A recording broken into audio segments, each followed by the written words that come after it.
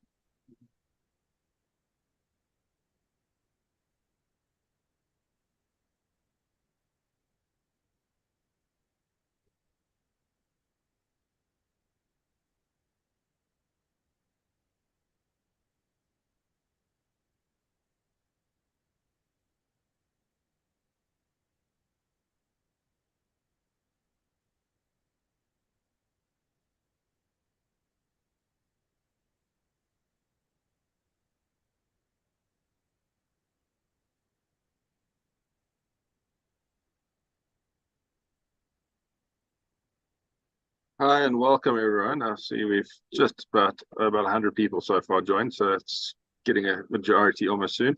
I think let's also start doing the introduction soon.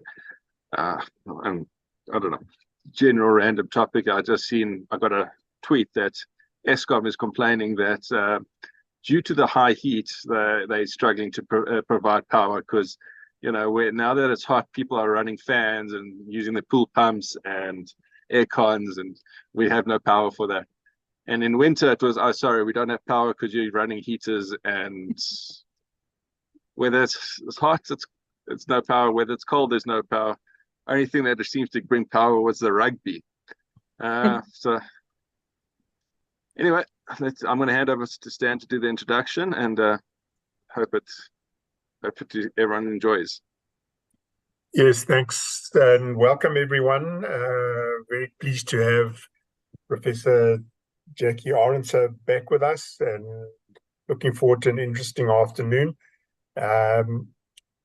If you've got any questions, put them in the Q&A, and then Danny will deal with them as they come along, as the opportunity arises. From the point of view of a break, there will be a break. Jackie, are you happy with halfway through, around about 3:30? Yep, perfect.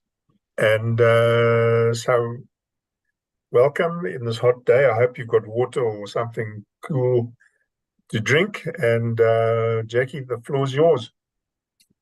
Lovely. Thank you. Good afternoon, everybody. Thank you, Stan and Danny. And wonderful to have you all there. I can't see you. Hopefully you can see me and hear me okay. But it's wonderful to join you today. And yeah, a bit crazy that we're already doing the year-end tax update. It seems to have come around so quickly. And yeah, we're almost into the last week of November, right? As Stan mentioned, we will go through until 3:30 and then we'll take a break. That'll be about let's make it a 15-minute leg stretch. You might have to go and have a swim during that time or something to cool you down. And then we'll carry on through until 5. So essentially 2 parts to the webinar.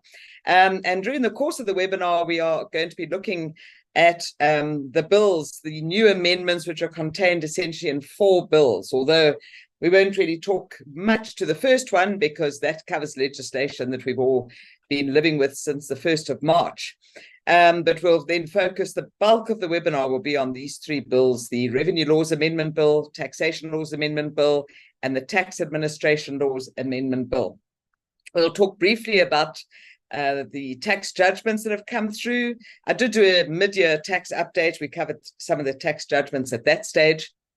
So we'll just be talking about some of the others that have come through. And then, of course, just a quick overview of the latest SARS documents. So just to put it in context, the bills that we are going to be talking about today, all of these tax amendments, of course, were announced most of them were announced in the budget speech at the end of February. So that budget speech, of course, sets out the new tax tables, the new rebates. Those are all contained in the Rates and Monetary Amounts Bill. Then it also has more complex legislation, and that often doesn't make the headlines, although some of it did this year. But the more complex legislation is generally set out in the budget speech and then also in Annexure C of the budget speech documentation, which lists technical amendments that are going to be made to the legislation. So a lot of those technical amendments come through the Taxation Laws Amendment Bill. And then, of course, we've got the administrative amendments that come through the Tax Administration Laws Amendment Bill. So all of these bills really have been under development for quite some time. In fact, the Revenue Laws Amendment Bill has been under development for more than a year. And we had an initial draft that was put on the table last year, and then it was taken back for further development, a lot more work required, and now we have the final version. So we have the final version of all 4 of these bills that was tabled on the 1st of November this year, when the Minister of Finance delivered his medium-term budget speech. Now, usually we would not expect any changes between the final bill, what is in the final bill, and the actual act, which is then promulgated. So what happens here is the final bill goes through the final rounds of Parliament and ultimately gets approved by Parliament, and then it gets put into the inbox of the president, and the president then signs it into legislation. And that signing into the legislation is the promulgation date, and that normally happens early January of the following year. So if we go according to previous trends, that will be around about the 8th or 10th of January next year.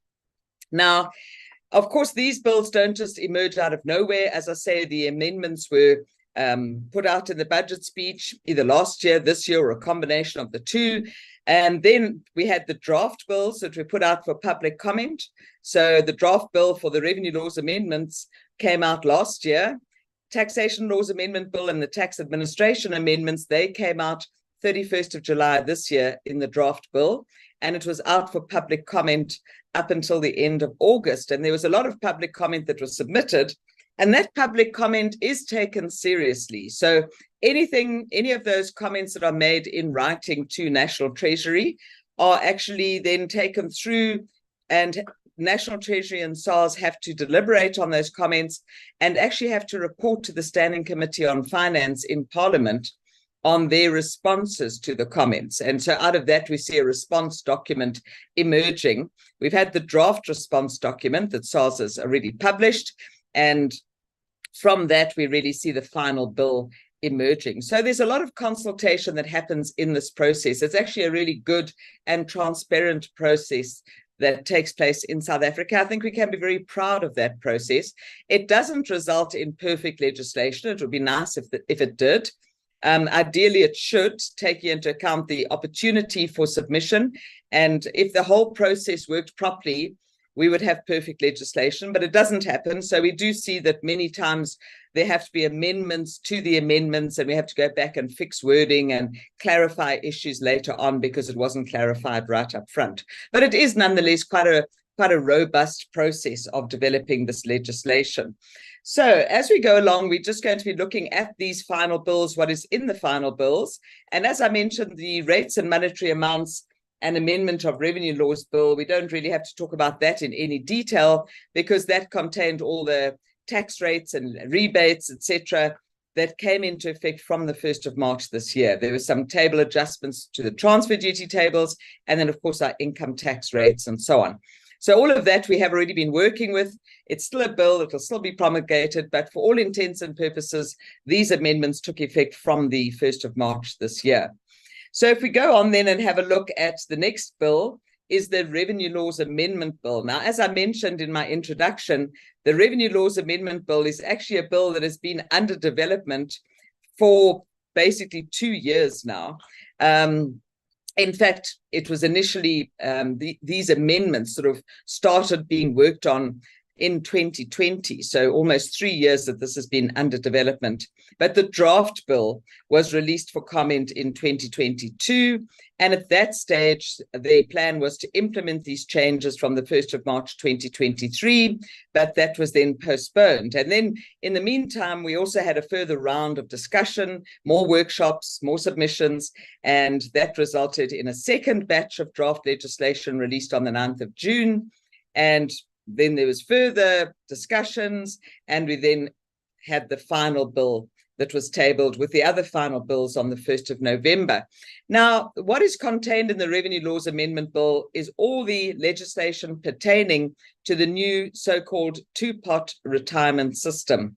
Now, the two-pot retirement system, and I will spend some time going through this because this amendment has quite important implications for most working people in South Africa in some context or other, because most working people are probably members of some or other retirement fund, whether it be a pension fund, provident fund, retirement annuity fund, or perhaps they're in a preservation fund.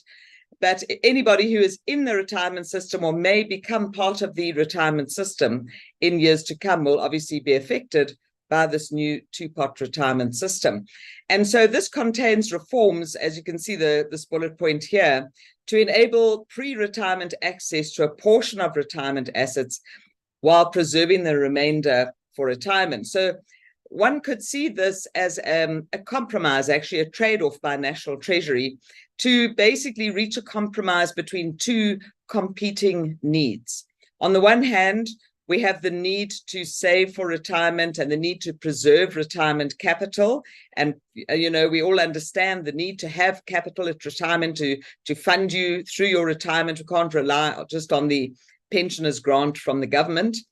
So there is that need to create retirement savings and to preserve retirement savings. But on the other hand, there's also a need of many, many households to access money that is in the retirement funds because times are tough.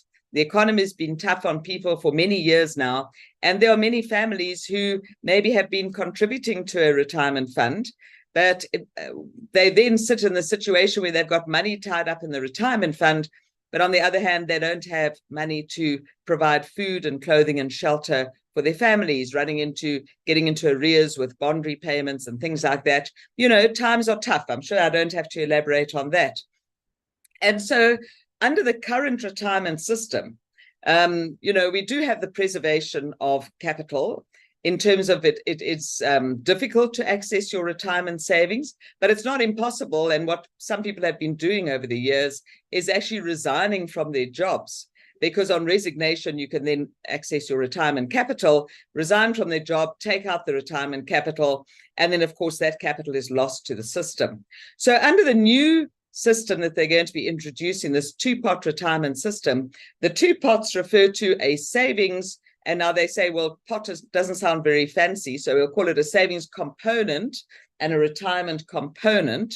So those are the two components, or the two pots, savings and retirement component. And going forward, people's retirement contributions will be allocated into these two components. And I'll explain how these two components are going to work as we go through the next few slides. So now, it's interesting. I started off with the caution of saying the final bills do not normally change from the time that they are tabled in Parliament, and in this case, that was on the 1st of November, through to when we have the acts that are actually promulgated.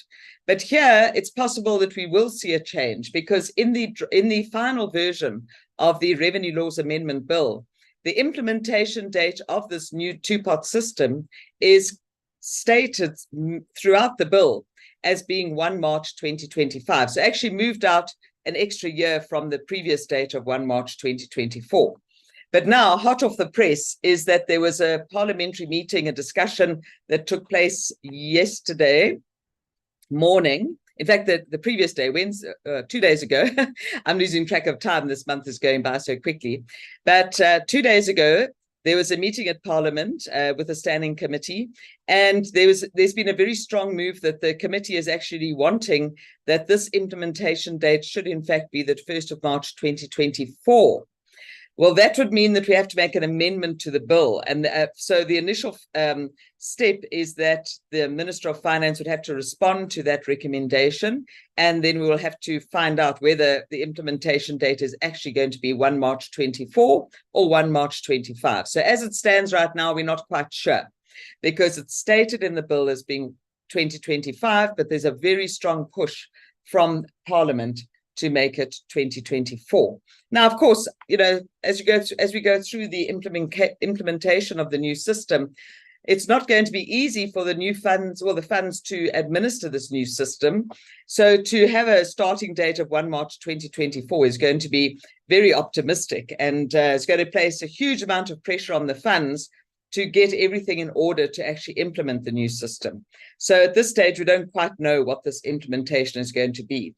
So I'll just talk about implementation date, all right? And it's either going to be 1 March 25 as stated, that's what National Treasury wants, or they might bow to the pressure of Parliament to change it to 1 March 2024. We'll have to wait and see. We should know in the next 2 weeks what the actual final implementation date is going to be. Now, let's just have a look at how this new system is going to work.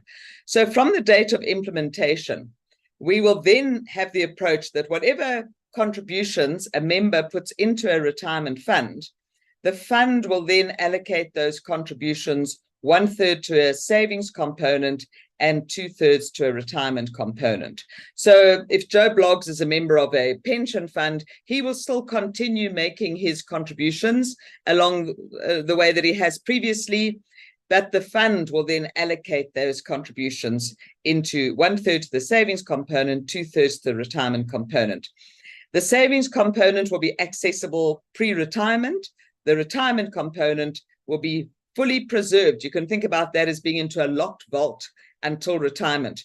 So we see that with this new system from implementation date onwards, we have leniency in terms of the accessibility of the savings component, but then that is compensated for by absolute preservation of the retirement component. So yeah, it's just different. It's different to the existing system. Now, you could say, well, is this more lenient than the existing system because we have the savings component that is accessible?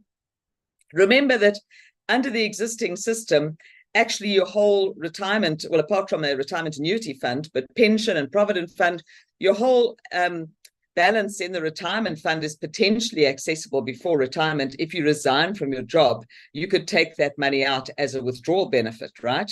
So then the whole amount is lost to the system. Whereas under this new system, 2/3 will be kept in the system. That's non-accessible. You just simply can't access that until you reach retirement age. And so you will have a savings component that is accessible, so lenient there, but then extremely strict on the retirement component that becomes inaccessible. Of course, as we've seen in the past, as we've had changes to the retirement system, and we've seen changes happening over the last 20 years or so, but every time there have been changes, there have been protection of vested rights. And we'll see the same thing here, is that whatever is in a person's retirement fund immediately before implementation date, so at the end of February 2025, or if it comes forward, 2024, that will be your vested component. And that vested component will be subject to protection of vested rights. Okay, so if you think about the rules currently, what is in your fund? What are the rules that pertain to the money that's in your fund? The rules around access before retirement, the rules around how that money would be taxed if you took it out, withdrawal, retirement, death benefit, annuity, etc. So all of those rules will still pertain as far as that vested component is concerned. Okay, so we do have the protection of vested rights of the vested component. The new components that will arise from the implementation date onwards will be the savings and the retirement component. Now, National Treasury has said that we're still retaining the existing policy design of our retirement system and the tax treatment thereof. In essence, yes, because we still have an EET system, and that stands for the first E, well, the two E's, exempt, tax. So the first E, we talk about when you put your money into the fund and you get a tax deduction for that. So effectively it's exempt because you get a tax deduction. So that's the first E. The second E is the build-up within the fund is exempt. And that's because retirement funds are exempt from tax. They are tax-exempt entities. So as that money is invested by the funds and you have a build-up, you've got interest, you've got capital gains, you've got dividends and so on. All of those returns build up tax-free within the fund. The tax event happens, and that's that T over here, when you take your money out of the fund. So the three phases, the initial phase of contribution, that's an exempt phase. The build-up phase is an exempt phase, but the take-out phase, when you actually extract money out of the retirement fund, that is taxed. And of course, we have certain rules around how that is taxed. And if you talk about a withdrawal benefit, you tax that according to the withdrawal benefit lump sum table. You've got your retirement and death benefit lump sum tables. And of course, if you take annuities, your annuities are fully taxable. So we have rules around how that is taxed, but in essence, it is a tax event when you take money out of the fund, right? So that existing system is retained in a broad context, but how we tax and what is taxed, you'll see some very significant changes coming through under the new system. And that's part of the reason why I want to talk about this in a fair amount of detail today, because people really need to be aware of how this new system is going to impact on them and what the tax implications are around the new system. There's certain choices that will be made available to members, and people need to understand the implications of these choices, and they can then plan their retirement accordingly. All right, so we will talk about each of these components in a fair amount of detail to give you a good understanding of how the system is going to work. I mean, many of you yourselves might be members of pension, provident, and or retirement annuity funds. And then, of course, if you look at your sphere of influence, the people around you, your friends, family, your employees, your clients, many of them are going to be impacted by this. And it's really important. I think us as financial people are the ones who bear the responsibility of helping to educate the public as far as how this new system is going to work. I haven't seen too much written in the general media about this, and it's really important that we do raise awareness. So we all need to be ready with the information to properly advise people as to what the implications of this new system are going to be. So under the new system, our first E, of course, is the contributions into the funds, and we get the tax deduction, and that comes through Section 11F, and that remains unchanged. And as I say, the build-up in the funds, the second E, unchanged. It's that T at the end. Some of the implications there will be different under the new system because we have different rules for taxing the withdrawals out of the funds. Some very significantly different rules that apply. So let's go in and have a look at these three components, the savings, the retirement, and the vested component. What are these various components and what are the options that will be available to members? So as I say, from implementation date onwards, the savings component, 1/3 of a person's contributions to a retirement fund will be allocated, and the fund will do that allocation into the savings component. So you will just keep making your contributions as you always have in the past. The fund will allocate 1/3 of those contributions to the savings component.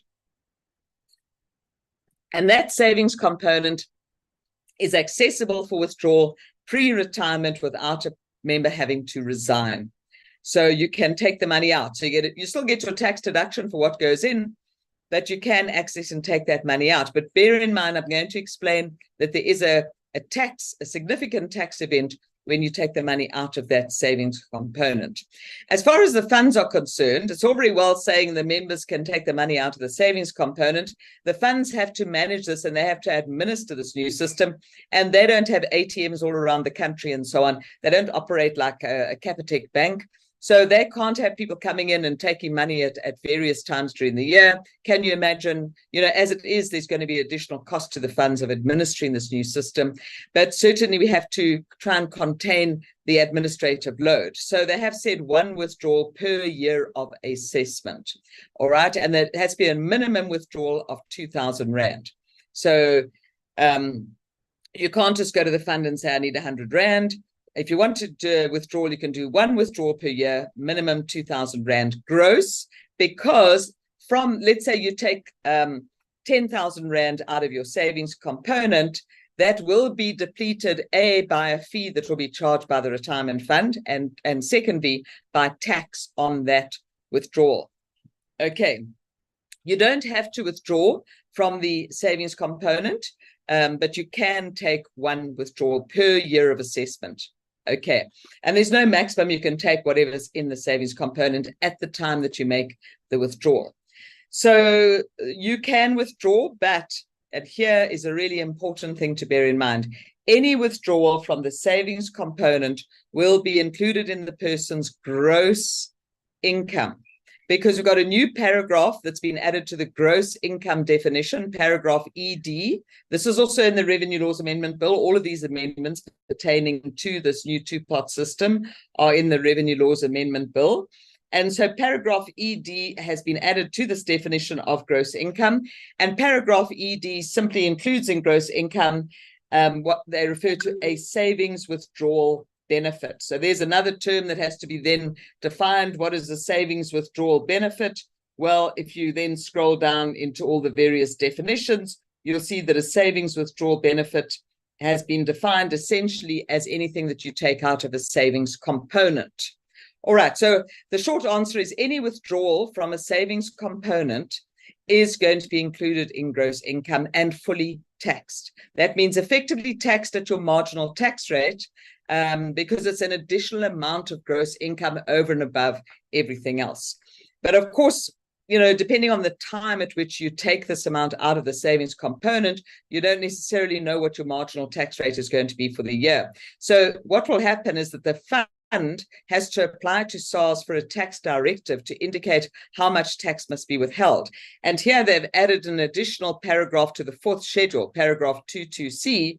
And in terms of that provision, the fund will have to then go to SARS and apply for this directive, and SARS will then issue that directive, and they will decide on the tax rate by looking back at this particular person's tax rate in the previous year of assessment. Okay, so it will basically be looking back at what the marginal rate was in the previous year to give you an idea of what rate should be taken into account for the current year. Okay, so there again, you can see that the tax will be taken out at source when the person accesses their savings component. And that amount comes into gross income. So technically, at the end of the year of assessment, when you're doing the person's tax calculation, you would have to include in gross income any amount withdrawn from the savings component during the year. And then, of course, you would take into account whatever tax has been withheld. This would not be a final tax. It will be a contribution towards the final tax liability, but it will be a tax that is withheld at source by the fund, and the fund would then have to issue an RP5 certificate to the member confirming what's been paid out and how much tax has been withheld. All right. If the member doesn't take their full balance out of the savings component, because you don't have to take the money out of the savings component, you can carry that balance forward.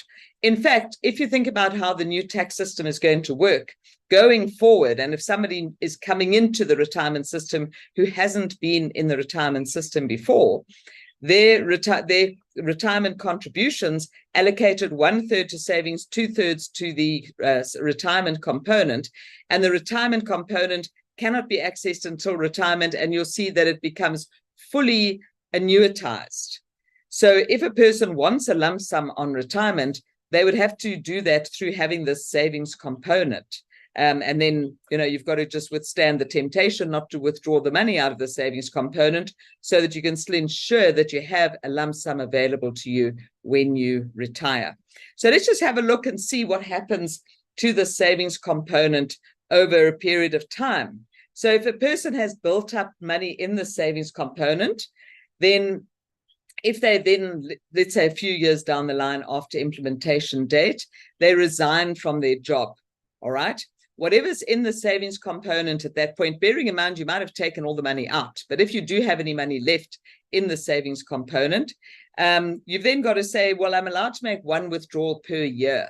In this year of assessment in which I've resigned, if I've already made that withdrawal, I can't make another withdrawal, all right? But if I have already made a withdrawal, the one exception to not being able to make another withdrawal is if your balance is below 2,000, because that's a de minimis, then you could just clear it out. But if you've already made a withdrawal for that year, you then resign and you've got a balance of, let's say, 10,000 Rand, then you would not be able to withdraw again in that year of assessment. You would have to transfer that balance across to another savings component in another fund, assuming that you have to leave your fund when you resign. So if you're a member of a pension or a provident fund and you resign from your job, you have to leave that fund. You could then transfer your savings component to a preservation fund or to a new fund with your new employer. Okay.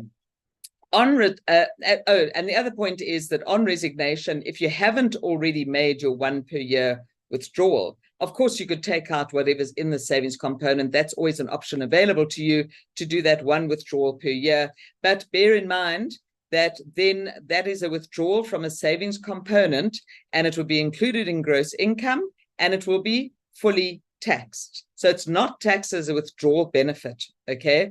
Any withdrawal from a savings component is included in gross income under this paragraph ED of the gross income definition, and will then be fully taxed at source by the fund and taxed at the person's marginal tax rate.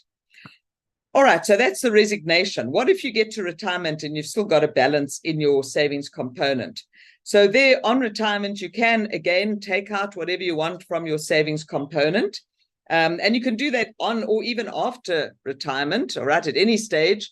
You can do a once per year withdrawal from the savings component. But bear in mind, any withdrawal from the savings component is included in gross income and therefore taxed at your marginal tax rate.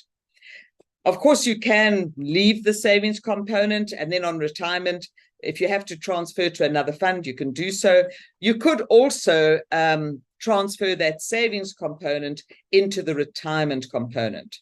But then you must understand the implications of that. That if you say, well, I don't want to pay tax on my savings component, if I take it out, I'm going to pay tax. I could do a tax-free transfer into the retirement component. But once you've done that, that money loses its character as savings. It loses that identity altogether. It then becomes retirement component, and it's subject to the rules that pertain to the retirement component. And that one of those rules is that the retirement component component has to be fully annuitized. There's no 1/3, 2/3 as we have under the current system. All right, so one must understand if you transfer into the retirement component, that money becomes fully annuitized, compulsory annuity on all the amount in your retirement component. On death, all right, if a person dies before they get to retirement age, whatever's in the savings component can be taxed, can be paid out, and on death it will be taxed as a lump sum death benefit, or it can be transferred to the retirement component and then paid out as an annuity. And then, of course, we also have the other possibility under the current rules. If you want to access your retirement savings, if you cease to be a resident and you're under the age for retirement, you're under 55, you could potentially access your retirement savings, but you would have to remain non-resident for at least 3 years. Remember that rule that came in a couple of years ago. So let's just have a look at that. If a person ceases to be resident, or they leave South Africa at the expiry of a visa before they get to retirement age, well, their savings component is available just as for everybody else. So you can still do your 1 per year withdrawal. And if you're ceasing to be a resident and therefore you are resigning from your job, you could withdraw from the savings component. And remember that any withdrawal from the savings component is included in gross income and is fully taxable. All right. But yeah, you could do that if you want to. Or if you want to transfer to a preservation fund, you could do that, and then you would keep the savings component intact as it transfers across to the preservation fund. Right, the other component is the retirement component. So as I mentioned, from implementation date onwards, the fund will allocate 1/3 of contributions to the savings component and 2/3 to the retirement component. So 2/3 will go to this retirement component, and that whatever's in the retirement component cannot be accessed before retirement. All right, so it's in a locked vault. It doesn't matter if you change jobs, you still cannot access this money before retirement. So it has to be absolutely preserved. That's the trade-off for the flexibility allowed by the savings component.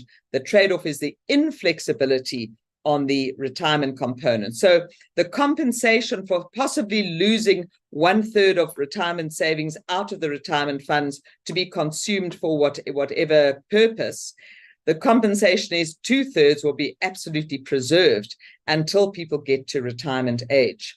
And then on retirement, and this is a key aspect to bear in mind, the whole balance in the retirement component can only be taken in the form of an annuity. So there's no 1/3 lump sum, 2/3 annuity. This is 100% annuitization of whatever is in the retirement component. And of course, as you take an annuity, the annuity is included in gross income and it's fully taxed. Now, we do have the current exception that if you don't have enough money in your fund to make it worthwhile to buy an annuity, then you would just cash out, take your money and leave the fund on retirement. And we still retain that rule.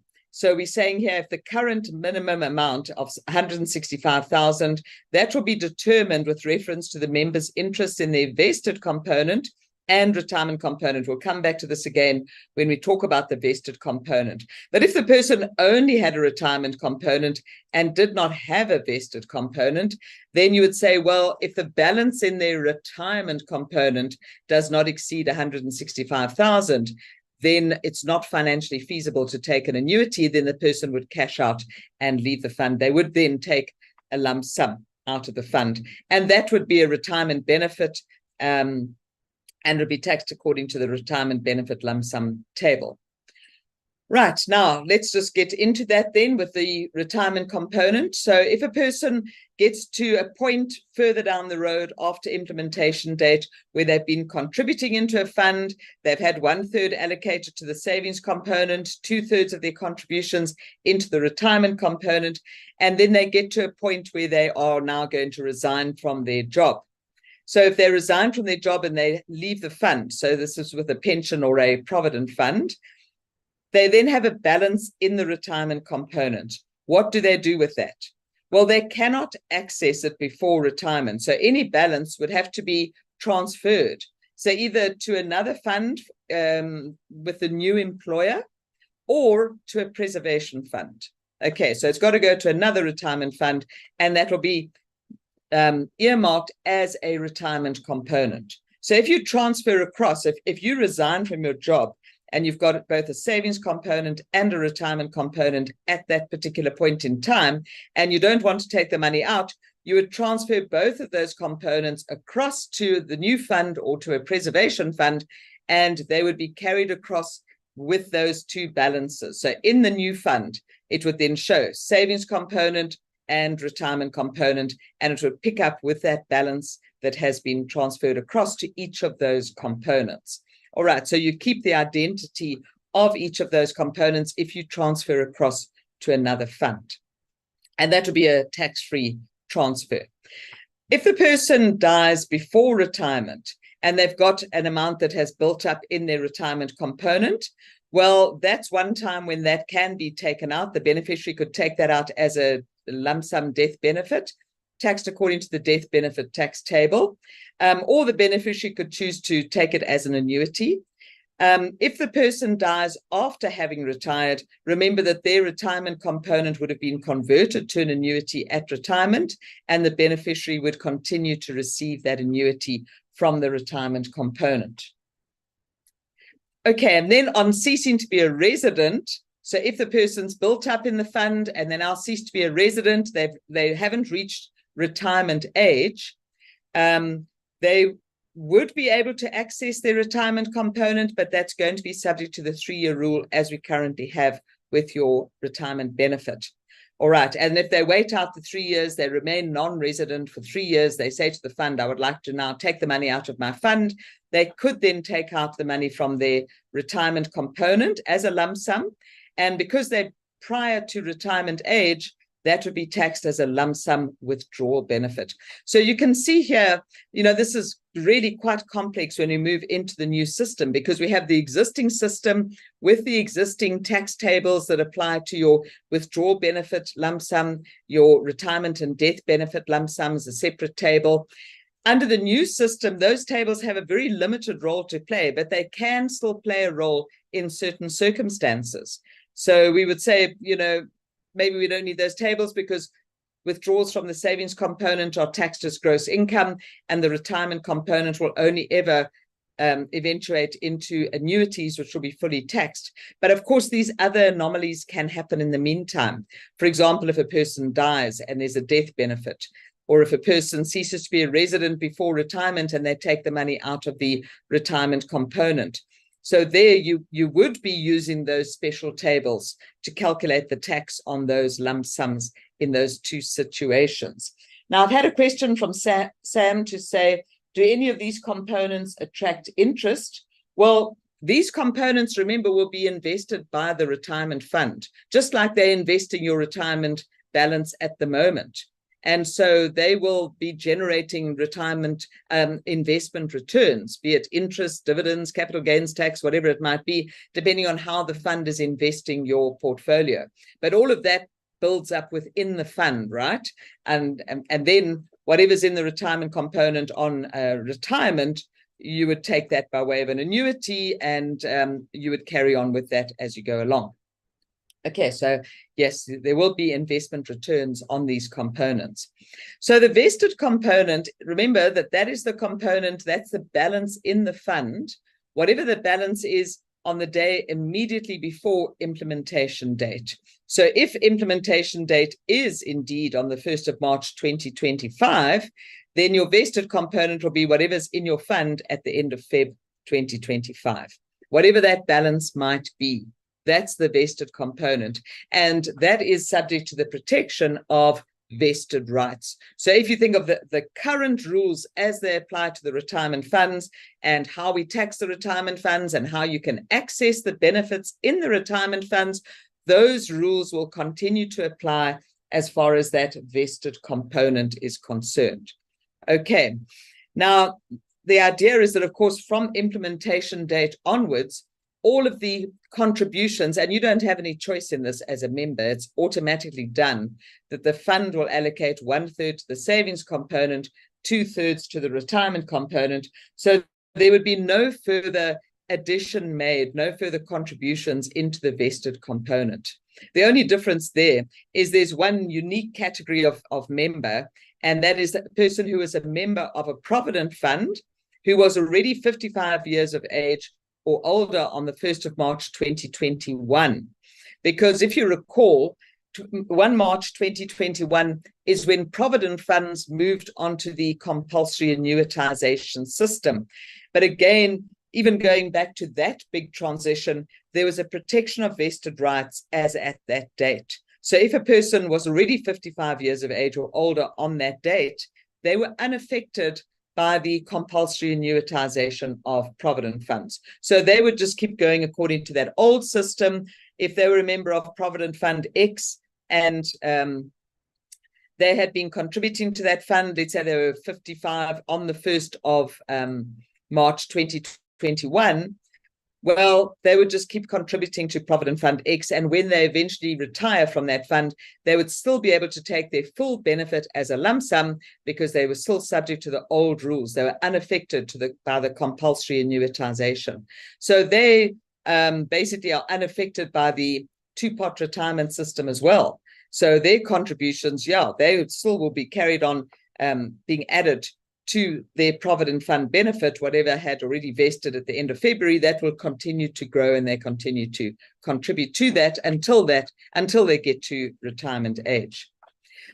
So let's just have a look at this vested component. I've said we've got a protection of vested rights. So whatever the current rules are, as far as the vested component is concerned, those rules will still apply. So on retirement, you will be able to take whatever's in your vested component, and of course that would have grown by investment returns, hopefully, so that by the time you retire, it's a bigger balance than what it is at the end of February 2025. So whatever's in that vested component on retirement, you would be able to take a maximum 1/3 as a lump sum and 2/3 as an annuity. So these existing rules will apply to that vested component, unless, of course, you don't have enough to justify an annuity, and that's where this 165,000 comes in.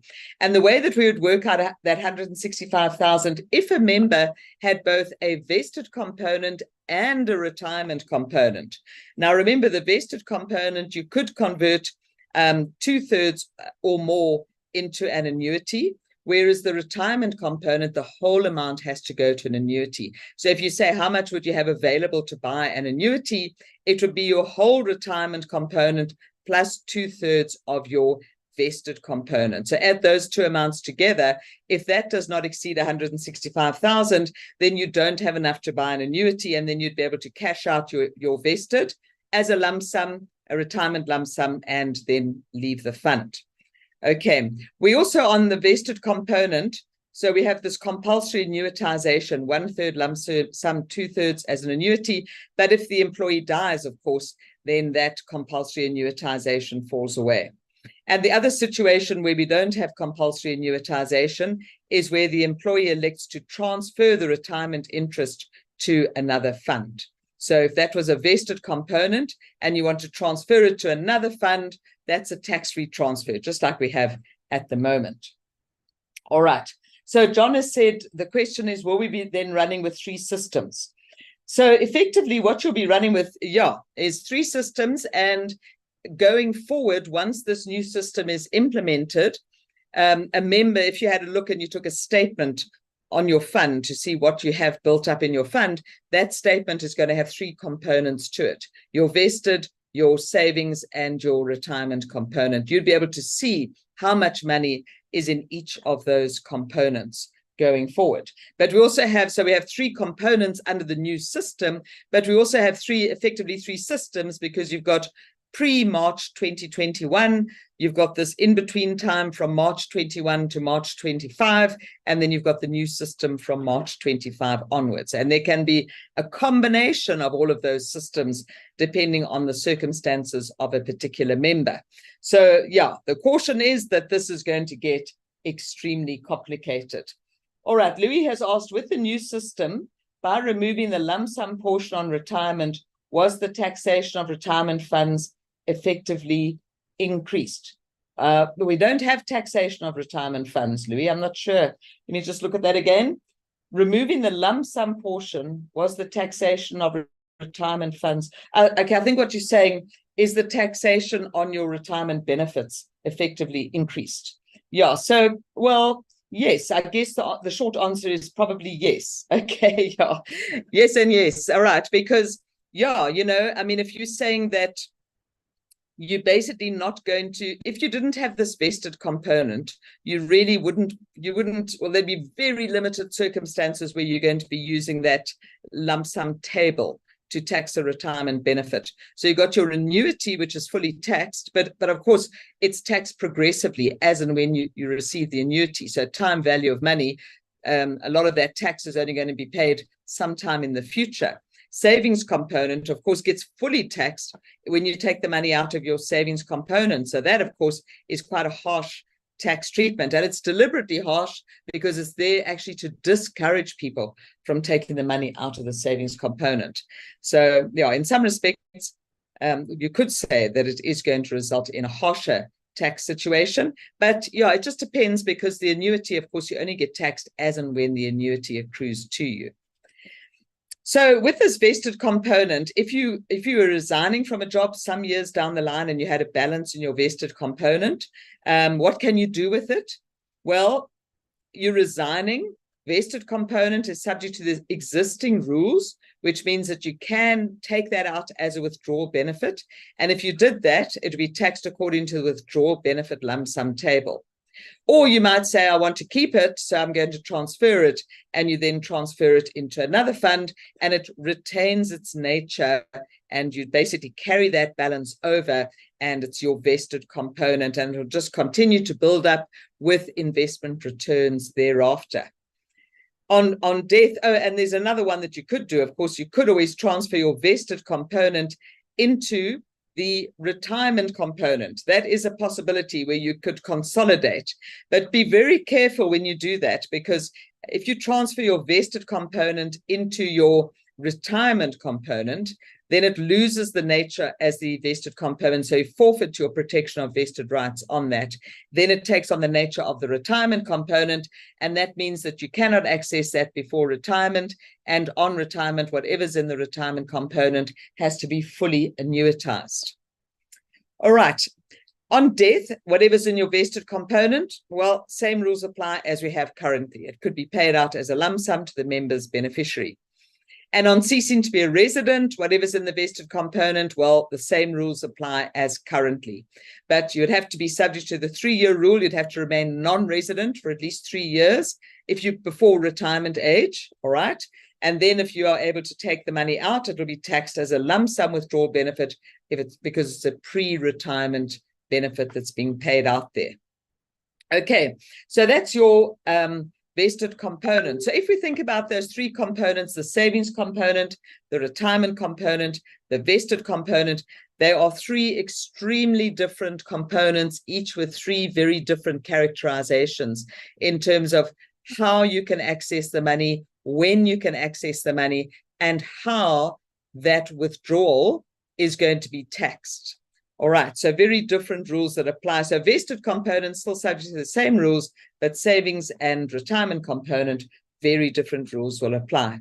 Now, just to recap, I spoke about the member of the Provident Fund who was 55 years or older on 1 March 21 when we transitioned Provident Funds into compulsory annuitization. But I said that there was a protection of vested rights that existed. If a person was already 55 years or older on that date, they were unaffected by the compulsory annuitization. So they could just keep going with that Provident Fund through until they retired, and then they would be able to take the full balance as a lump sum if they wish to do so on retirement. So these people can be unaffected by the new 2-pot system. The default position is that they would be unaffected. They would just continue making contributions into their Provident Fund, of which they were a member on the 1st of March 21, and they just keep rolling that over and contributing until they get to retirement. All right, so their full contribution would then be allocated effectively to the vested component because they don't have these other components that would come into play. They're not affected by the 2-pot system.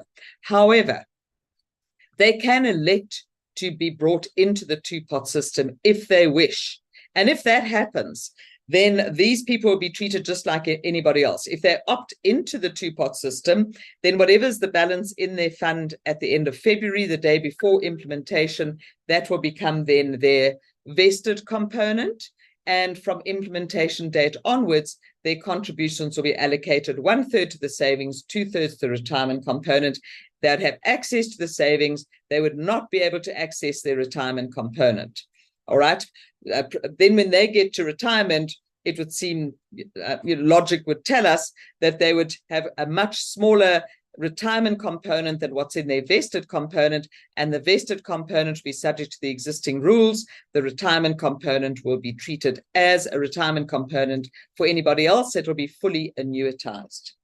Okay. Yeah, so if you have any questions, send them through. I don't see any other questions coming through just yet. Another very important aspect to consider is that under this new system, and I think this is why the people in Parliament are very keen to see this happening sooner rather than later, is that there's going to be a kind of an opening balance on the savings component, and that's in the form of what is called seed capital. So what the legislation provides for is that 10% of the person's vested component, but limited to 30,000. Initially, that was going to be 25,000, but they agreed to raise the number.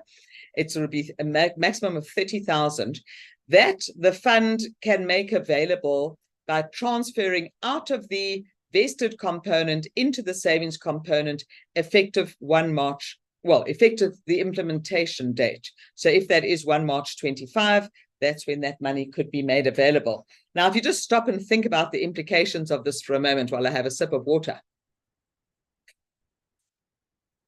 If you think about how many millions of people belong to some or other kind of retirement fund, and what is the retirement capital that has built up in these funds on a per person basis.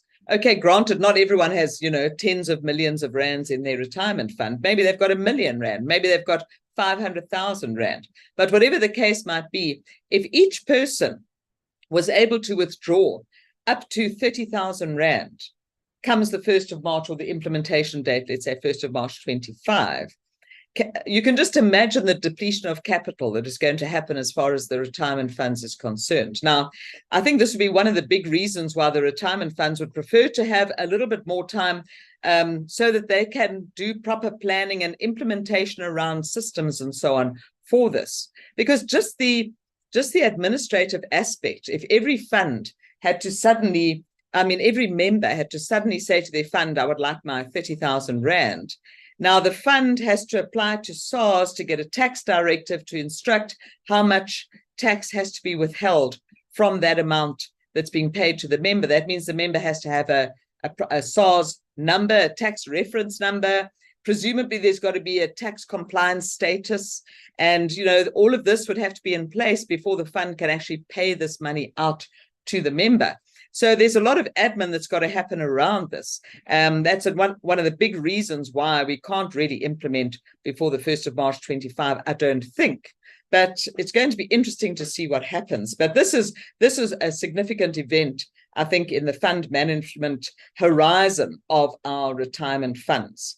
So this amount being made available in the savings component, and then, of course, as part of the savings component, it's available for withdrawal. Although bear in mind, each member can only withdraw once per year from the savings component. So if they rush in and withdraw on the 1st of March on the implementation date, then they can't withdraw again during that year of assessment. Okay, but nonetheless, yeah, it's concerning if one thinks about how much money could just be taken out and then spent on, maybe short-term needs.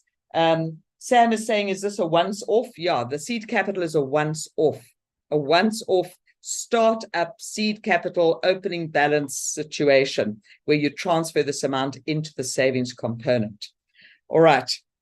And then there's just a technicality, because obviously this transfer to the savings component is a transfer out of the vested component into the savings component.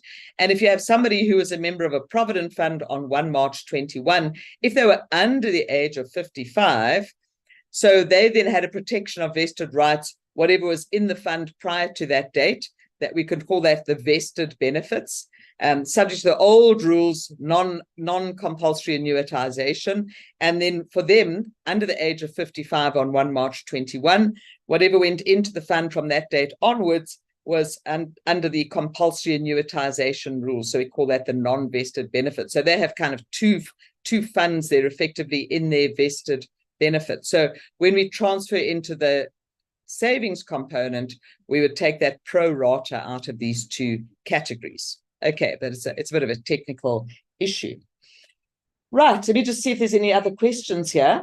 If 1 million people withdrew 30,000, yep, 30 billion to boost the consumer economy. Yeah, well, just remember a whole lot of that goes to SARS first, John. All right, so because first of all, SARS would get a nice big tax collection, and then the net amount would go into the consumer economy. And then Sam says, is it available after the 1st of March? Say the individual didn't take it. Yeah. So Sam, yeah, this would become available from implementation date. It's not to say you have to take it. It's just, it'll be in your savings component. So it's available to access if you want it, but you don't have to take it. You can leave it there. And remember, whatever's in your savings component at any point in time, you can make a once per year withdrawal, and you could take out as much or as little as you want. But of course, that de minimis amount of 2,000 Rand. Okay. Right. So there's one exemption from all of this, and that's a legacy retirement annuity fund. Now, be very careful. Legacy retirement annuity fund, there's a definition that's being inserted into the Income Tax Act called legacy retirement annuity policy. So it's a very specific type of retirement annuity policy. It's not just any old retirement annuity fund. It's a very specific type of policy, and it means a policy held by a retirement annuity fund entered into before implementation date, which they've got at the moment as 1 March 25, with a pre-universal life or universal life construct, subject to any conditions that the Financial Sector Conduct Authority may determine. So legacy retirement annuity fund, it's certainly not any retirement annuity fund. It's not a blanket exemption. It's these very specific types of funds, which typically, I think these were funds that would have, these policies would probably have been entered into before sort of even 2001. Because we've just seen so many changes take place in the retirement space over the last number of years. But it would have to be a fund that features these characteristics, and you can see life policy as a big feature of these funds, and they'd have to be approved by the FSCA, and then they would be exempt from the two-pot system. So it's a very limited exemption that will apply. Now, initially, it spoke about these policies being entered into before 1 March 2022, but they've now changed that to just say, well, before implementation date, which they currently have at March 25. But remember that it's possible that that might be changed to 1 March 2024. Now, there's two other very limited exemptions from this two-pot system. One is funds that have no active participating members. So funds that are in liquidation, they're being basically wound up, dormant, being closed down. And of course, pensioners, because pensioners have finished making contributions to the system. They now they've basically retired, and they are now drawing annuities, etc. So they're not affected by the new two-pot system. So I hope that has given you just a nice little overview of what the system is going to involve. If you do have any other questions, pop them into the Q&A. There's a few questions that have been put there already, and I think I've answered all of them live. But yeah, if you have any questions, pop them in there. And when we have our tea break just now, I'll just have a look and try and pick up on any other questions that might arise. But you can see just before I close off on this, that this new two-pot system has very different implications for people. And as I said at the beginning, it's really important that we understand what all the ins and outs are of this new two-pot system. So you can pick up the Revenue Laws Amendment Bill on the SARS website, and you can read through all of these different amendments and what the new system involves. And I think it's really important that as accountants and tax practitioners that we know about how this two-pot system is going to work, so that we can at least give people some advice or some information, some knowledge around what the implications of the system are for people. So let me leave it there. And if you have any other questions, you're welcome to pop those into the Q&A. So in the meantime, before we do take our break at 3:30, let's start on the amendments. These are the more technical amendments now in the Taxation Laws Amendment Bill. So this bill contains amendments that in the budget speech, some of them were announced and some of them were contained in Annexure C of the budget speech documentation. And then the draft bill was released for public comment on the 31st of July, comment open until the end of August. There was a lot, I think there were over 300 submissions that were made on various aspects of this bill. And a lot of those written submissions, and some of them were even taken as oral representations at the Standing Committee on Finance. They held a couple of meetings where some of these submissions were presented, like SAICA had a submission, some of the big firms and that sort of thing could take their submissions to that presentation. And then SARS and National Treasury have had to consider all of the submissions. They then have put together the final bill tabled 1 November 23. And there have been, in some cases, quite significant changes from the draft bill through to what is in the final bill. So one of the big things is if you look at the list of main amendments here, you will see that the amendment to Section 9D does not feature. And that's because that amendment, which was in the draft bill, has been taken off the table. So that's the amendment dealing with controlled foreign companies and looking at the foreign business establishment exemption and the proposed amendment to that exemption. But that's very closely linked to the outcome of the coronation case. And the coronation case has gone on appeal to the Constitutional Court. So the decision was made in the course of all the discussions, consultations, etc. The decision was made that it would be appropriate to take that amendment off the table for now, pending the outcome of the Constitutional Court decision. All right, so that might come back later on. We'll see what comes out of the Constitutional Court. But that's just one of the examples of a big change that happened between the draft bill and the final bill. When we look at some of these others, like the solar energy tax credit, well, they've changed the name of that. And I think this is a more appropriate name. But as we go into this, you'll see there's not too many significant changes. There's a couple of things that have changed, not major changes since the announcement in the budget speech. Similarly, with your renewable energy incentive, Section 12BA, not major changes. And then as we go through on the others, you'll see that, in some of the cases, I think in most cases, all of these amendments, they're very similar to what was in the draft bill. But let's go through and have a look at these amendments one by one.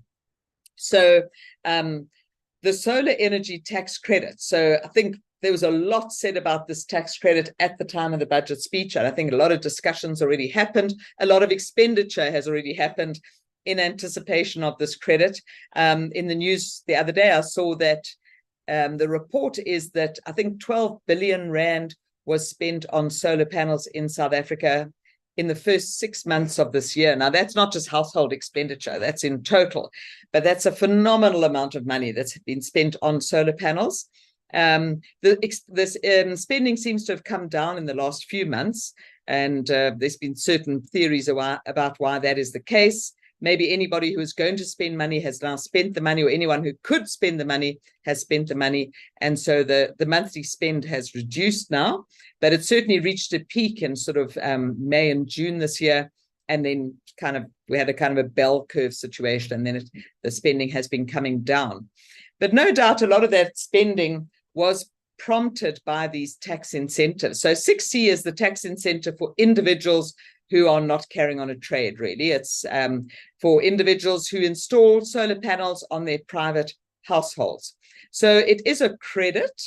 It's not a tax deduction. And if you think about the fact that it sits in Section 6C of the Income Tax Act, so Section 6 talks about your tax rebates, your primary, secondary, tertiary rebates. Section 6A is your medical credit. 6B is your additional medical credit. So those are tax credits, right? And now we have Section 6C being the solar energy tax credit. So it's a credit, it's a reduction of your actual tax liability.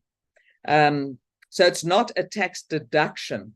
And another implication of this is that because it's a credit, depending on the amount of your tax liability, If you have already eroded your tax liability through your other credits, your primary credit, secondary, tertiary, your medical credit, your additional medical credit, and you might already have reduced your tax liability to zero or close to zero, then you might not get a 6C credit, because if you have no tax liability before this credit, then you don't get the credit.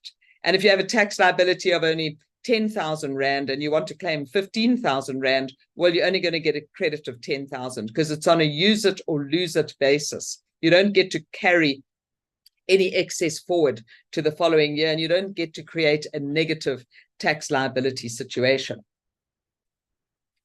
Okay, so the actual way that the tax credit is calculated, it's 25% on the cost incurred by an individual on your solar panels.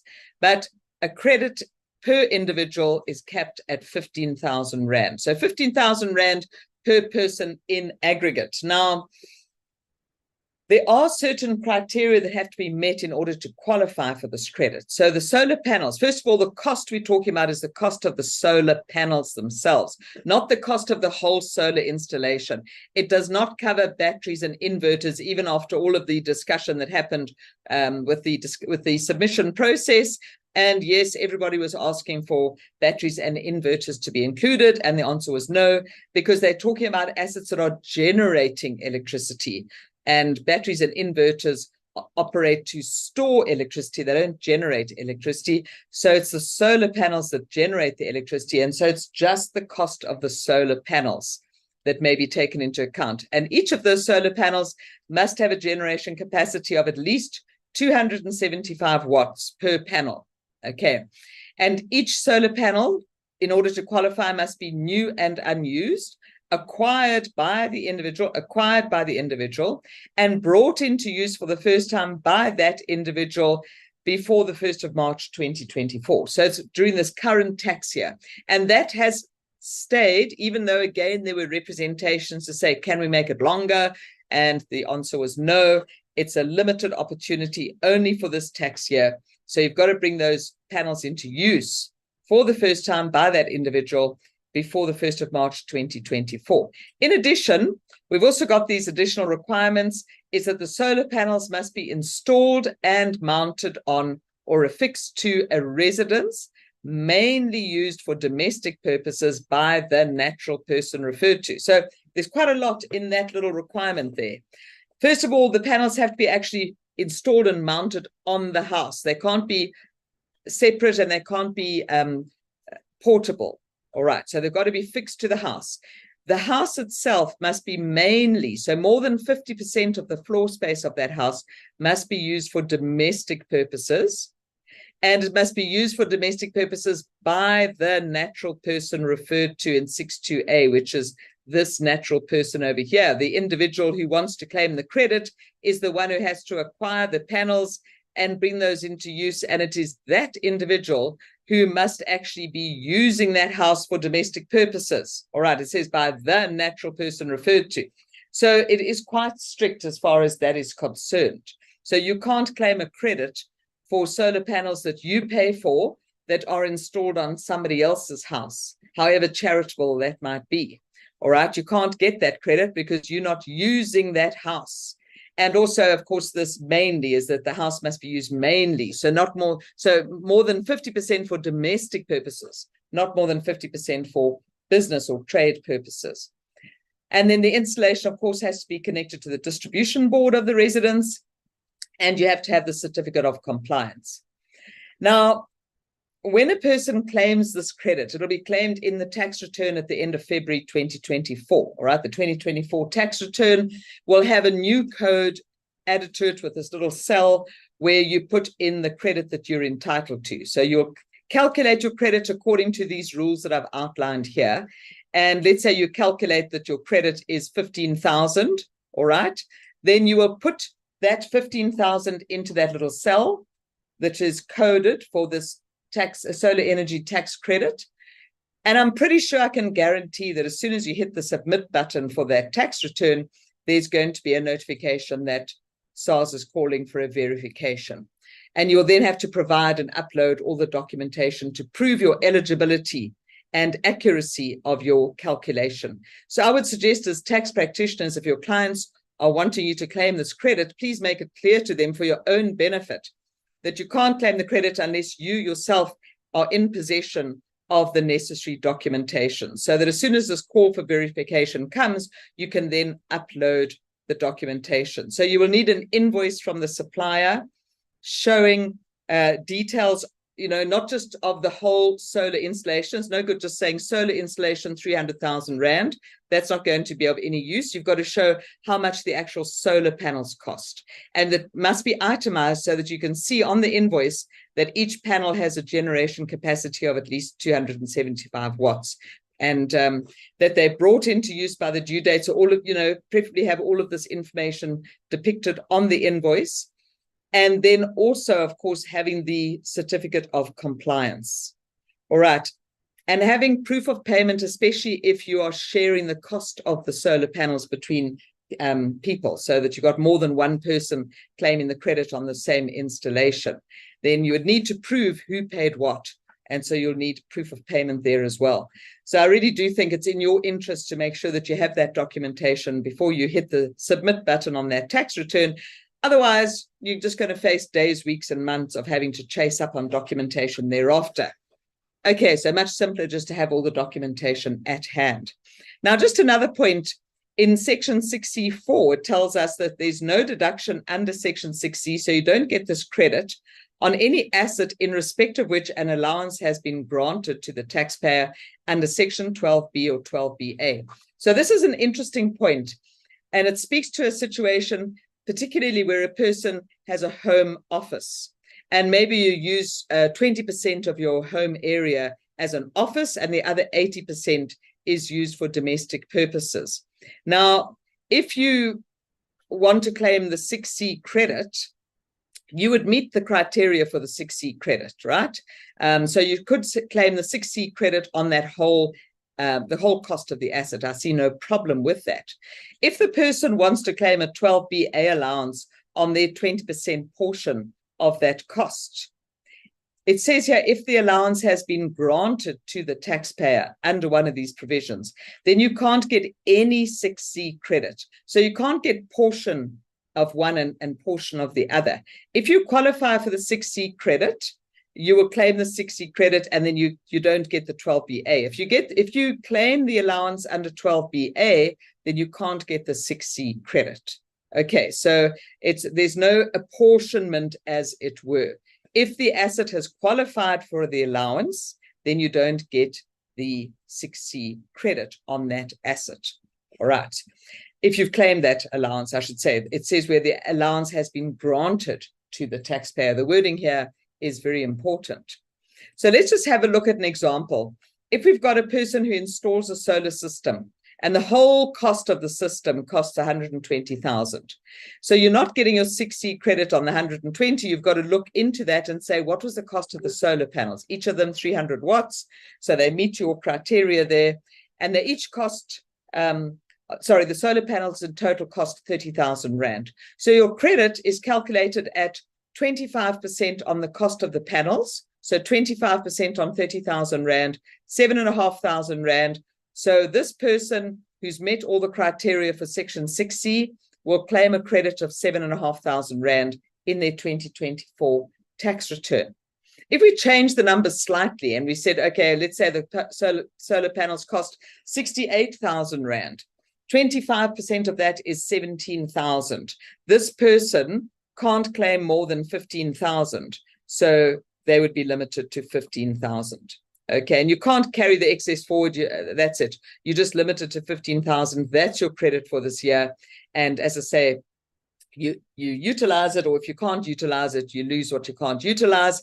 And that's the end of the story. It's a once-off for this year only, and you just claim your credit against this year's tax liability. Okay, if this person happened to share the cost of the solar panels, let's say him and his wife each paid half, well, then you would share the credit here, right? And if they each paid 34,000, so each of them, 25% of that would be 8,500 each. They would each get a credit of 8,500. Right, let's have a look here and see any questions that you may have asked. All right, so the solar panel credit could not be used as home expenses for your home office.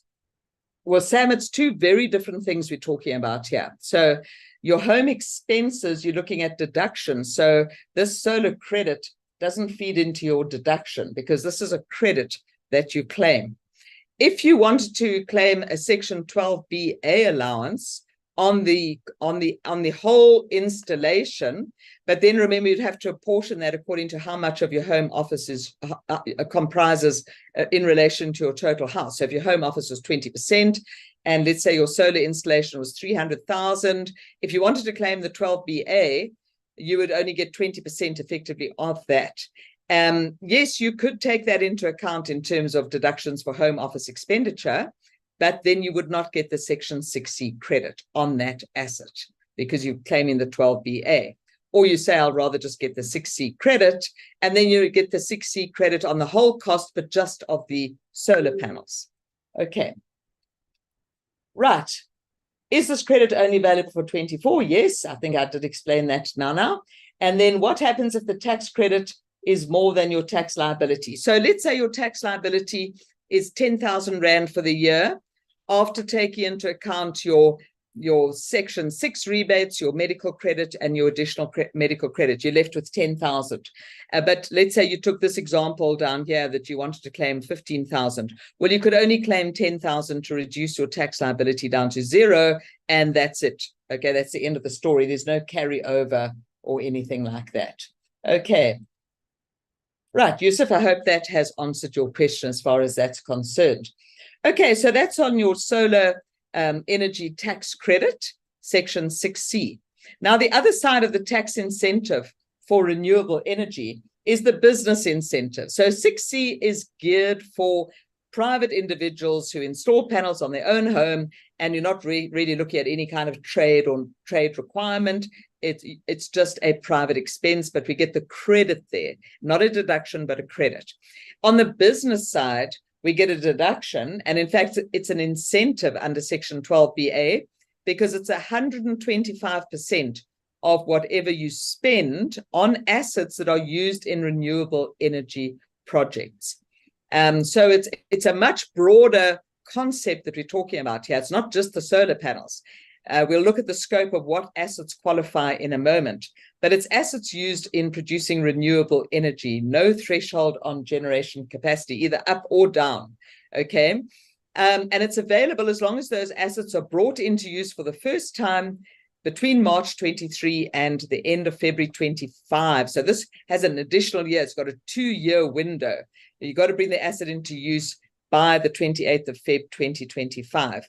Now, of course, we do have an existing Section 12B allowance, which also includes a paragraph that relates to assets that are used in the production of renewable energy. 12B is an ongoing allowance. So 12B is there. It's generally a 50-30-20 allowance. In some circumstances, it's 100%. But the idea is that if you've got assets that would qualify for 12BA, and specifically it's this 2-year window that differentiates, then those assets you're going to bring that 12BA incentive into account, then you won't get the 12B allowance on that, right? Because you're not going to get 2 allowances. And so this just clarifies that if you get the 12BA, there's no 12B. Similarly, if you have an allowance granted under 12BA, you don't get the 12E, which is your small business corporation allowance. And that's either a 50-30-20 or 100% allowance. But here again, if you've got assets that qualify for 12BA, it's in your interest to rather claim 12BA, and then you won't get the 12E allowance on that. All right. So 12BA is a once-off deduction in the year in which you bring the asset into use. And it's calculated at 125% on the cost of the asset. So which assets qualify? What is the scope of Section 12BA? So it applies to new and unused. There's a key requirement. New and unused. Machinery, plant, implement, utensil, or article. That's typical terminology that we see. And this is very similar to what we see in Section 12B as well. And also, of course, all your other capital allowance provisions typically talk about these types of assets. It also extends to the supporting structures. So it's really applies quite broadly. It's not just your solar panels. It applies to the whole installation that is required to produce that energy using solar panels. So it'll be the whole solar installation in this case.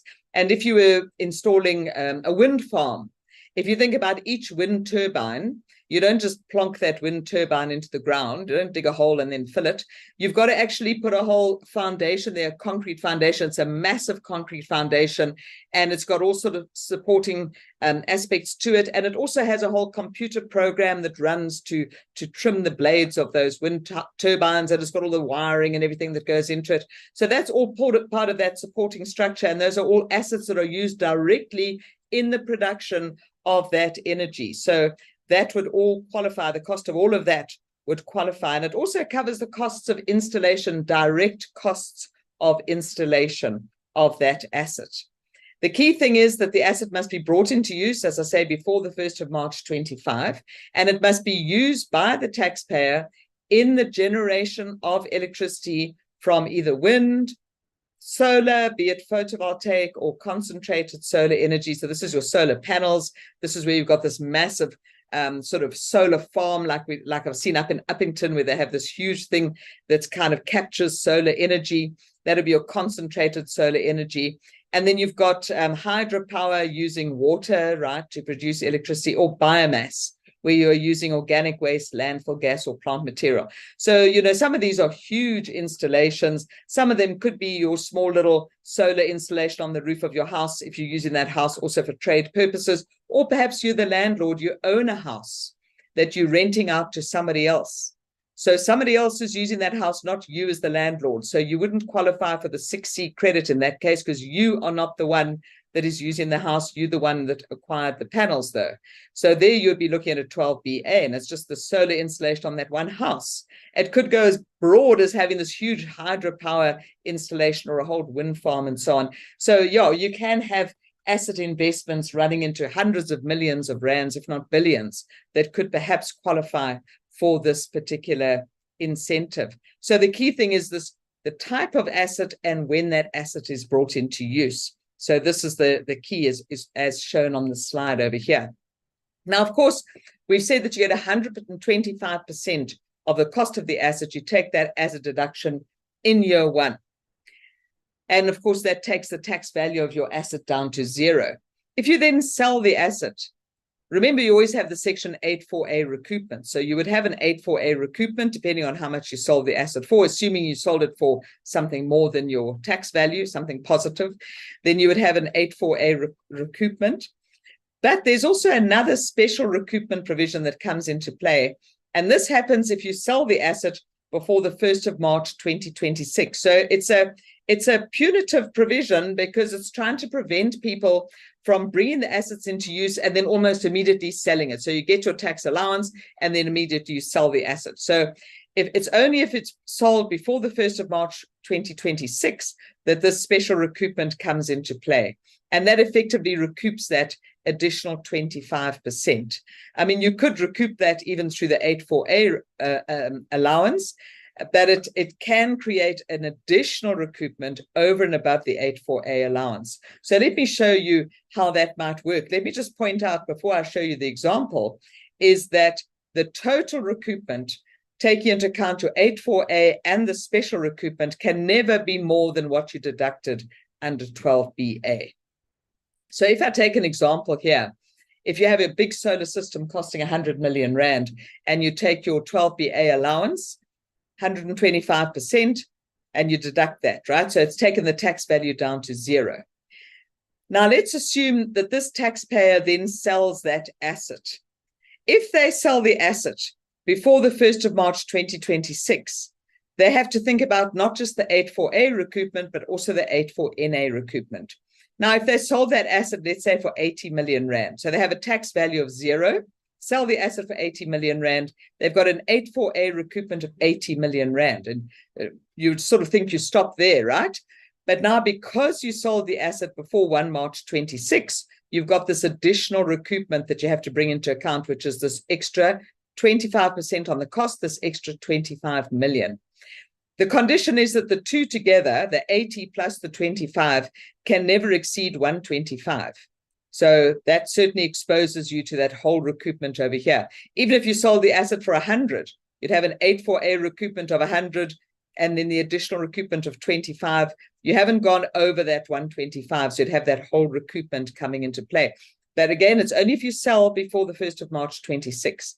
If you sold for 120, you'd have your 84A recoupment up to, remember, 84A recoupment is potentially recouping the whole allowance, but up to what you have sold the asset for.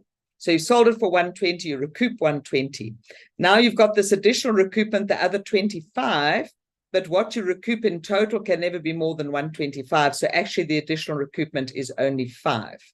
And if you sold the asset for 150, you would recoup 125. So you've already reached your max. So you would not have any other recoupment. Now, of course, you could avoid this 84NA recoupment by just not selling the asset before 1 March 26. Then you would just have the 84A recoupment to worry about, and you wouldn't have that other special recoupment that comes into play, as you can see over there. All right, so that is kind of a quick overview of the 12BA allowance.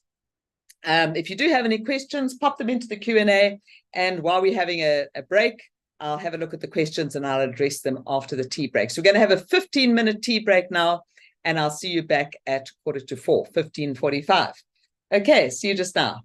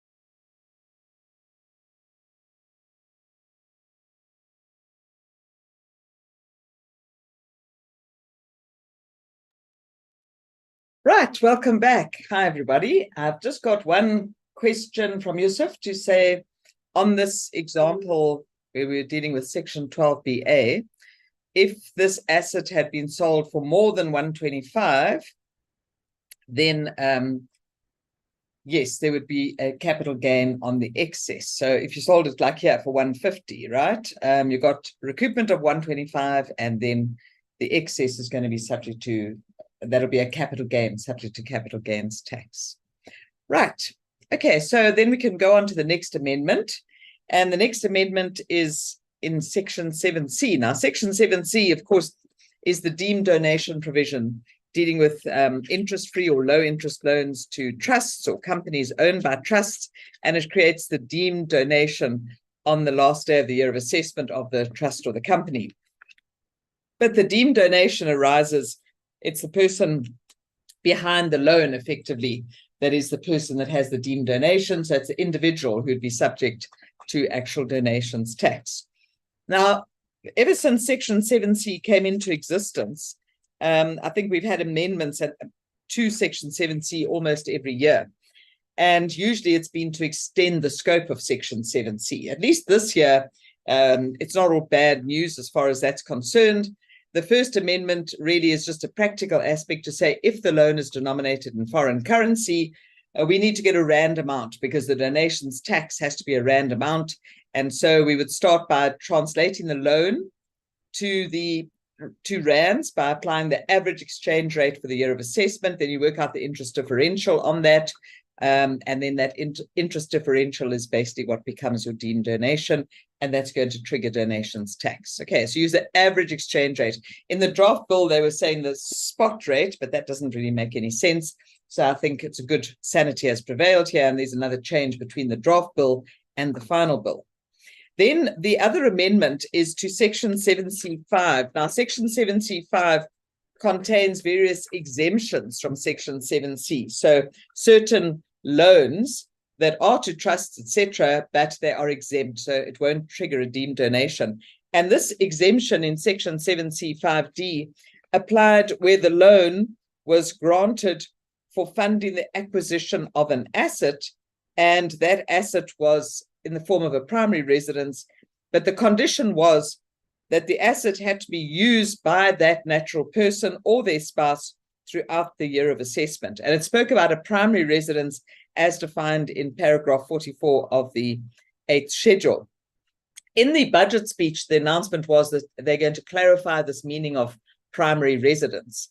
And what they've done here in the amendment, and this also has differed a little bit from what was in the draft bill, but basically it says, well, first of all, let me make the important point that they're extending this to apply to an improvement. So previously it only spoke about a loan that was granted for the acquisition of an asset.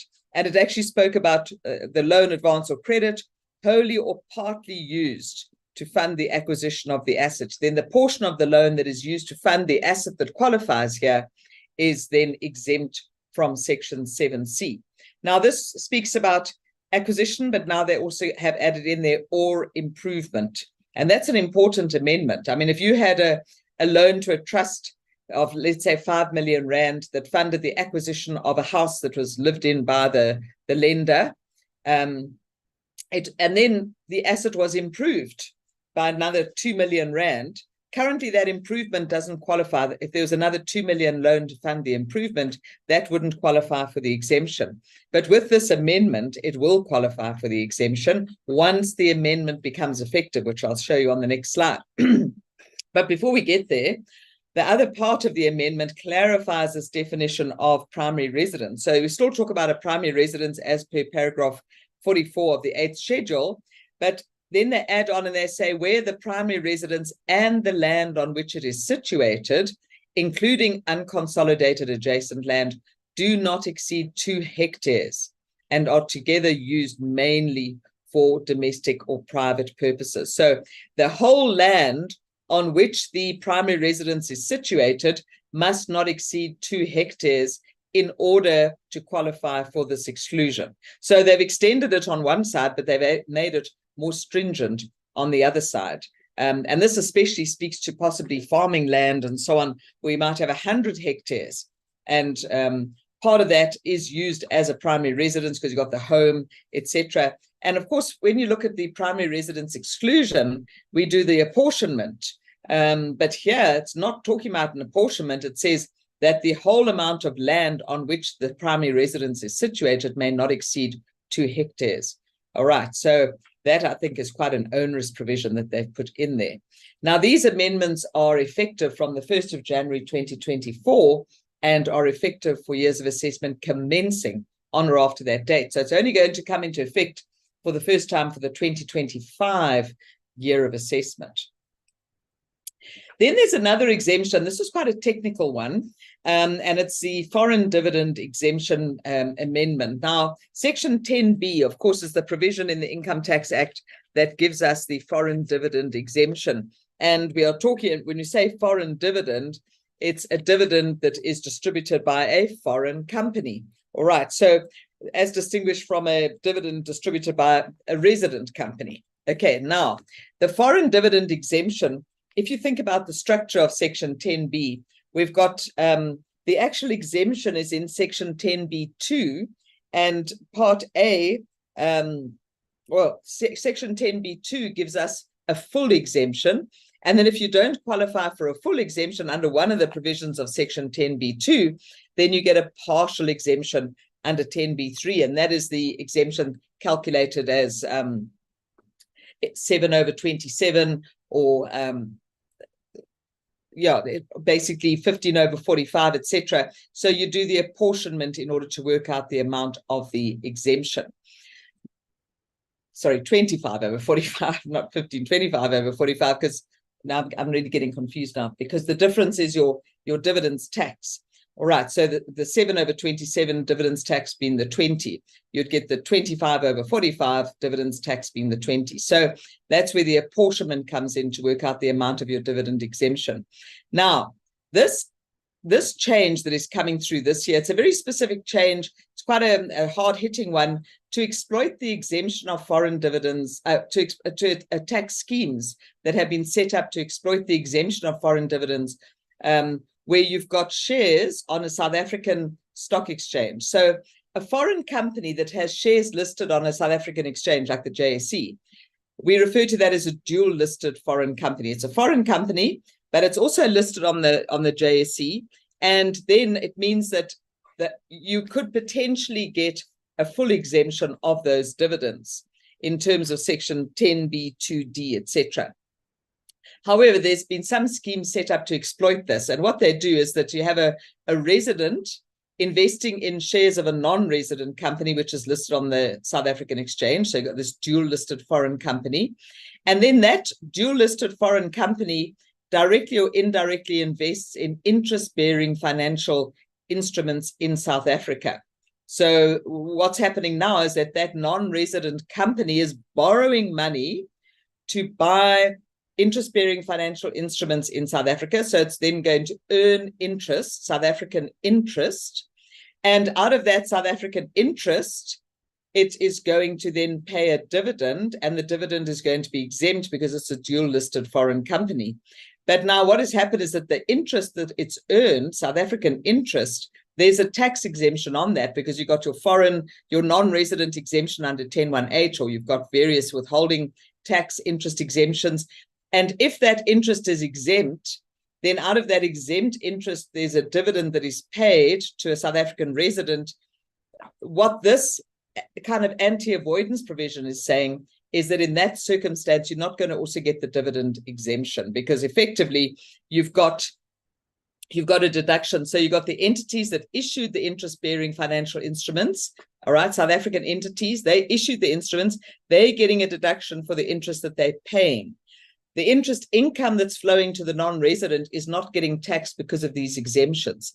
And then out of that exempt income, that non-resident, that dual-listed foreign company is distributing a dividend to a South African resident, which without this provision would also be exempt. So you've got an imbalance there, that you've got a deduction on the one hand, exempt income on the other, and then flowing through to an exempt dividend coming back to the resident.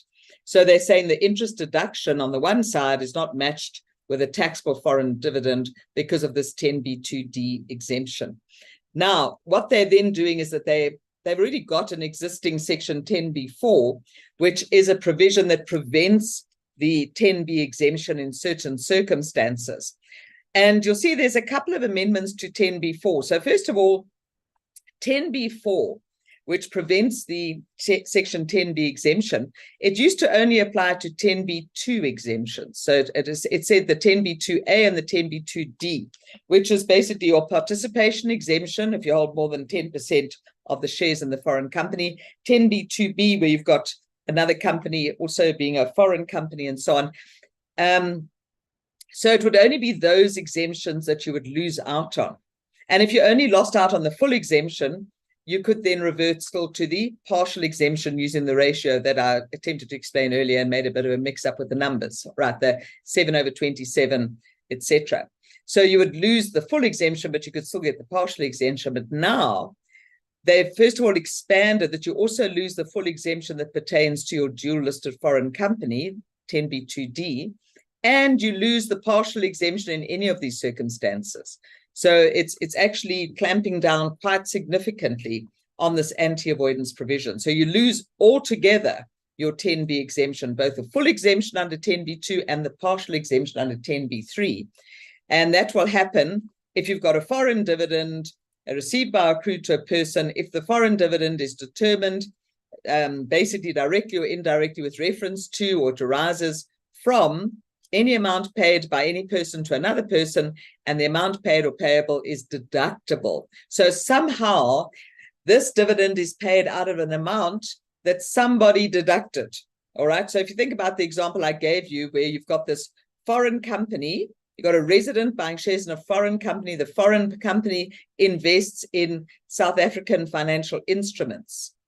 The South African company that issued those financial instruments claims a tax deduction of interest. That interest flows through tax-free to the dual-listed foreign company. Out of that tax-free interest, the foreign company distributes a dividend back to the resident. So that dividend is funded to some extent, or maybe fully, however, from ultimately this interest that was deducted. It was subject to a deduction. It was deductible from the income of somebody in that transaction. All right. And it's then deductible by one party, and it's not subject to tax in the hands of the other person. And then it also has a provision affecting a CFC. So there it's saying you're going to lose the exemption. So the resident who holds shares in the foreign company, who's getting the dividend from the foreign company, would lose the foreign dividend exemption, unless the amount that is paid basically is either paid for consideration of trading stock, that was there originally, and now they said, or the foreign dividend is declared from profits where less than 20% were generated from transactions with persons that deducted. So in my example, if I'm talking about that interest deducted by the South African company, paid to the dual-listed foreign company, that then accumulates with other profits, and that dual-listed company then pays a dividend across to the South African resident.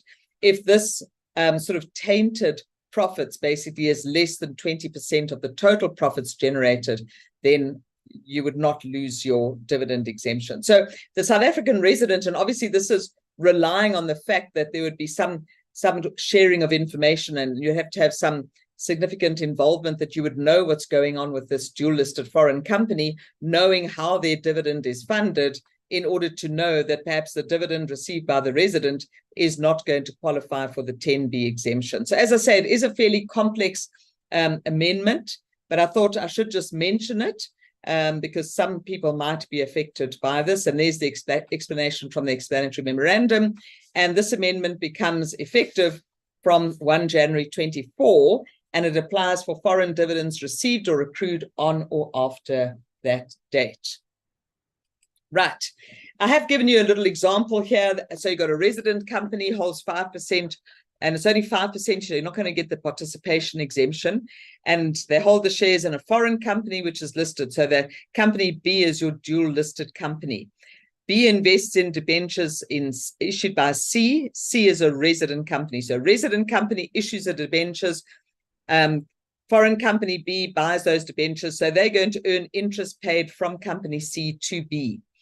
Company C is going to get the 24J deduction for the interest that it pays, and that interest flows through tax exempt to company B. Company B then, let's say, pays that across, included in a dividend across to company A. So if it was 10 million rand, that was this sort of tainted interest, if I could call it that, because it was subject to a deduction by a South African party to this transaction. So 10 million, but then company B also derived other profits. And so together they had profits of 25 million that they were able to pay as a dividend. So how much of that comprises the interest, this kind of tainted interest? 10 million out of 25. So it's 40%. All right. So it's more than 20%.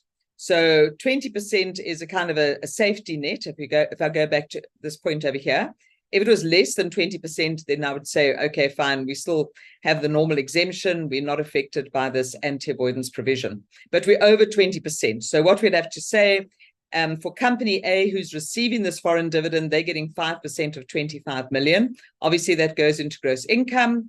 Then they would look to see if they're going to get their 10B exemption.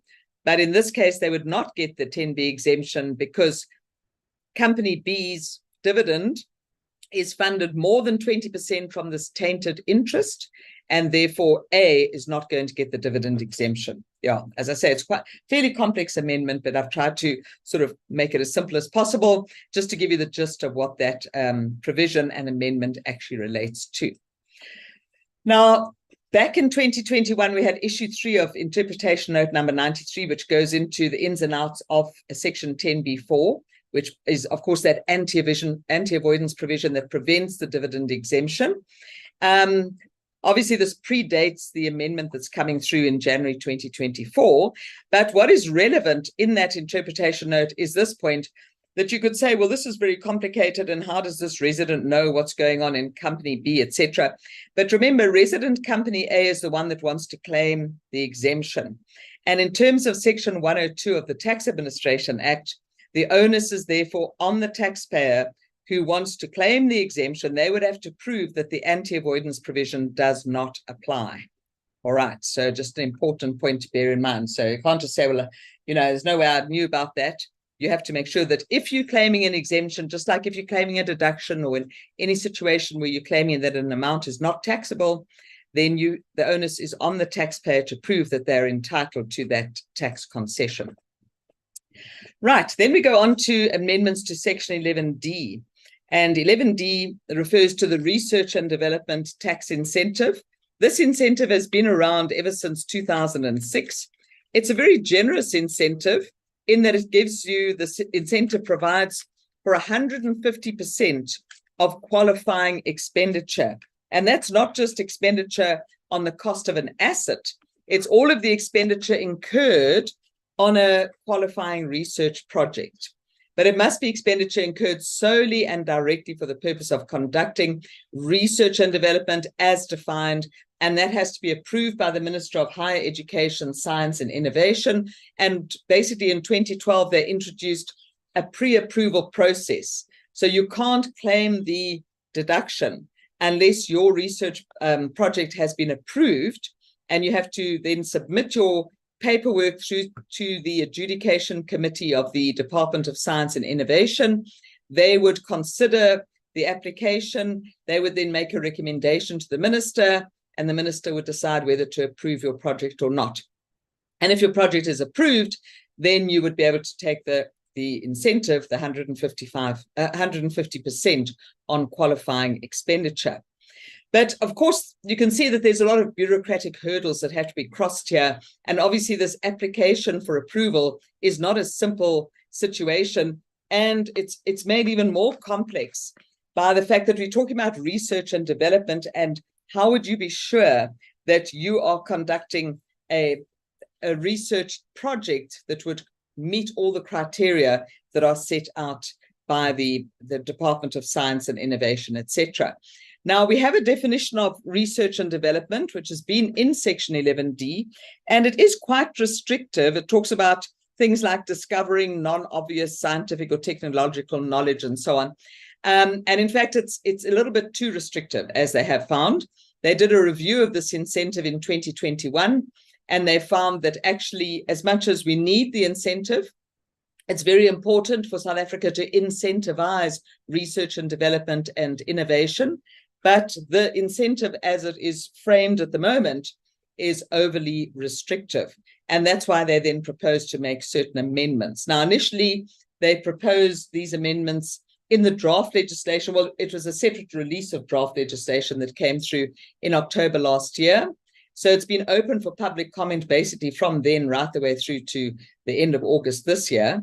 And they took into account various representations that were made, and then, of course, tabled these amendments with the bill on the 1st of November 23. So the main amendments that they've made to 11D really are amendments that seek to simplify the definition of research and development, to make it easier to understand and for the committee to adjudicate, so that they can streamline and make the application process easier, or possibly we could say more effective. So what they have done in terms of these amendments is that they have refined the definition of research and development. I'll show you that on the next slide. They've also introduced a 6-month grace period, which I'll explain just now. There's some textual amendments, and they've pushed out the sunset date. So we will now have this incentive available right up until December 2033. So effectively for another 10 years. So what they've done in this definition of research and development is they've expanded that to call it scientific or technological research and development. And then they've amended that, and I've shown you the amendments they've made. So they've taken out the wording that says where the result is uncertain. So the way it reads now, it says that your scientific or technological research and development means systematic, investigative, or systematic experimental activities aimed at resolving scientific or technological uncertainty, and the resolution of which is not readily deducible by a person skilled in the relevant scientific or technological field, for the purpose of discovering, and instead of saying non-obvious, they're saying new scientific or technological knowledge, or creating or developing new or significantly improved products, processes, or services. Now, their terminology here, they've basically benchmarked this against international norms. They've looked at documentation that is used by the OECD, which facilitates tax policy direction to dozens of countries around the world, including the large industrial countries. And so we've kind of benchmarked our criteria against international norms here. And yeah, hopefully that is going to make it a little bit more accessible for people. And what they've done also is they've deleted certain parts of the definition, and they've added these extra parts in, and here they've deleted some more. And so, yeah, it's basically that what they've deleted in part C, which is interesting, is part C said that the result must be uncertain for the purpose of making a significant and innovative improvement, for the purposes of new or improved performance of that invention, etc. So that again was quite restrictive, and so they've taken that out. So yeah, they've kind of shortened the definition and made it a bit broader in certain contexts. Now, as far as the incentive is concerned, as I say, it's 150% of qualifying expenditure. They've changed section 11D2 to some extent. Some of the paragraphs have remained unchanged, but they've added in this extra bit, which basically says that the expenditure, this is where you've got the 6-month grace period. So previously it used to say that the expenditure incurred on or after the date of receipt of the application, only that expenditure would qualify. But now they've added in this part within 6 months prior to or on or after. So this 6-month grace period. So from the time you lodge your application, assuming that the application gets approved, so you now do have an approved project, you could go back and take expenditure as far back as 6 months before you lodge that application, right through from there onwards. That would qualify for the 150% incentive. But just a point that this amendment is only effective from the 1st of January 2024. So you can't go back before that date. From prior to that date. Currently, in other words, we're talking about expenditure on or after date of receipt, but from 24 onwards, it'll say within 6 months prior to or on or after date of receipt.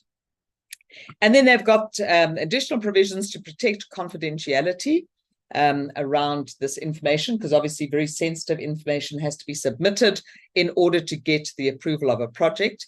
And there you see the extension of the sunset date through to 2033. Okay. Right, then we have a look at an amendment to Section 11F. There's a question on a trust. I'm going to leave that to when I come to the trust discussion just now. So the retirement annuity fund contribution, as we know, 11F has a limitation of 350,000 per year. So nobody can deduct more than 350,000 per year of assessment. Now, there has been some argument, what if you have 2 years of assessment within a 12-month period? And that would happen especially if a person ceases to be a resident. If you cease to be a resident, you've got a year of assessment that ends the day before you cease to be a resident. And for that period, you're taxed as a resident. And then from the time you cease to be a resident through to the end of February of the following year, you've got a separate year of assessment in which you're taxed as a non-resident. So technically, you've got 2 years of assessment within a 12-month period. And so they're just clarifying that in that situation, that 350,000 applies across that 12-month period. That really aligns with the amendment we saw coming through last year as far as our annual abatement of 40,000 Rand is concerned for capital gains tax purposes, right? We said exactly the same thing, that if you have 2 years of assessment within a year of assessment, you can't get more than 40,000 Rand abatement across the whole 12-month period. So that's what's coming into play, exactly the same wording pretty much for your 11F deduction over here. Another important amendment here relates to the employer contributions to a fund. Now, if you think about it, we see that employer contributions, if the employer contributes on behalf of the employee, those employer contributions become a taxable fringe benefit according to the 7th schedule. And then that amount is then deemed to be contributions made by the employee. And then the employee could take into account the 11F deduction on those contributions. But this is just clarifying that if indeed that taxable fringe benefit is not actually taxable because the remuneration of the employee is exempt, maybe they get the Section 10102 exemption, all right? So if that remuneration is exempt, then those contributions can't be claimed as a deduction by the employee. So this rule around the contributions being deemed to be a fringe benefit and then, the contributions giving rise to a fringe benefit and then deemed to be contributions by the employee to the extent that that amount has been included in the income of that person. So only to the extent to which that taxable fringe benefit is actually taxable. All right, so if you had employer contributions of 120,000 for the year, but at the end of the day, the employee qualifies for the 10102 exemption on all of his remuneration, then none of that fringe benefit is actually taxable because it's all remuneration that is exempt under Section 10102. So then the employee can't get the tax deduction for those contributions. That amendment is going to come into effect from the 1st of March 24 and apply in respect of years of assessment commencing on or after that date. So that'll only come into play for the 25 year of assessment and thereafter. Now, as far as the limitation over the 12-month period is concerned, where we saw that 350,000 being capped over the whole 12-month period, we see the same happening as far as your tax-free investments are concerned. So there we have an annual limit of 36,000. And so even if you have 2 years of assessment within a 12-month period, your 36,000 applies over the whole 12-month period. Now, if somebody takes bad advice and they invest, let's say, 36,000 into a tax-free investment on the 1st of March, they cease to be a resident on the 1st of November. So technically, they have a new year of assessment that starts from the 1st of November. If they take bad advice and they invest another 36,000 in December of that year, they've now invested 2 amounts of 36,000 within that 12-month period running from March to the end of Feb of the following year. So they have over-contributed. Now, any over-contribution is going to trigger this 40% penalty. And just to clarify that if you end up with an over contribution, the 40% penalty is going to bring the additional amount of normal tax, and it will apply to the last year of assessment when there's more than 1 year of assessment. So in my example, for the first year of assessment up to the end of October, the person was fine. They had contributed 36,000, no excess there. In the second year of assessment, from the 1st of November to the end of February, that's where they have gone from 36 to 72. So the excess 36 times 40% gives you that additional normal tax payable in that second period of assessment. So these amendments also take effect for the 2025 year of assessment. Note that it doesn't affect your lifetime limit, that 500,000 lifetime limit. This is just the annual limit that they are referring to. Then an interesting amendment in 11G. This is effectively the legislative replacement for Practice Note 31. Now, Practice Note 31, issued in 1994, provides a concession that taxpayers that earn interest income, although they're not carrying on a trade, they are typically investors. Now, this could be companies, trusts, or individuals, but if they incur interest expense in order to earn that interest income, they're not carrying on a trade, so they don't meet the requirements of Section 24J to get the deduction of interest expenditure.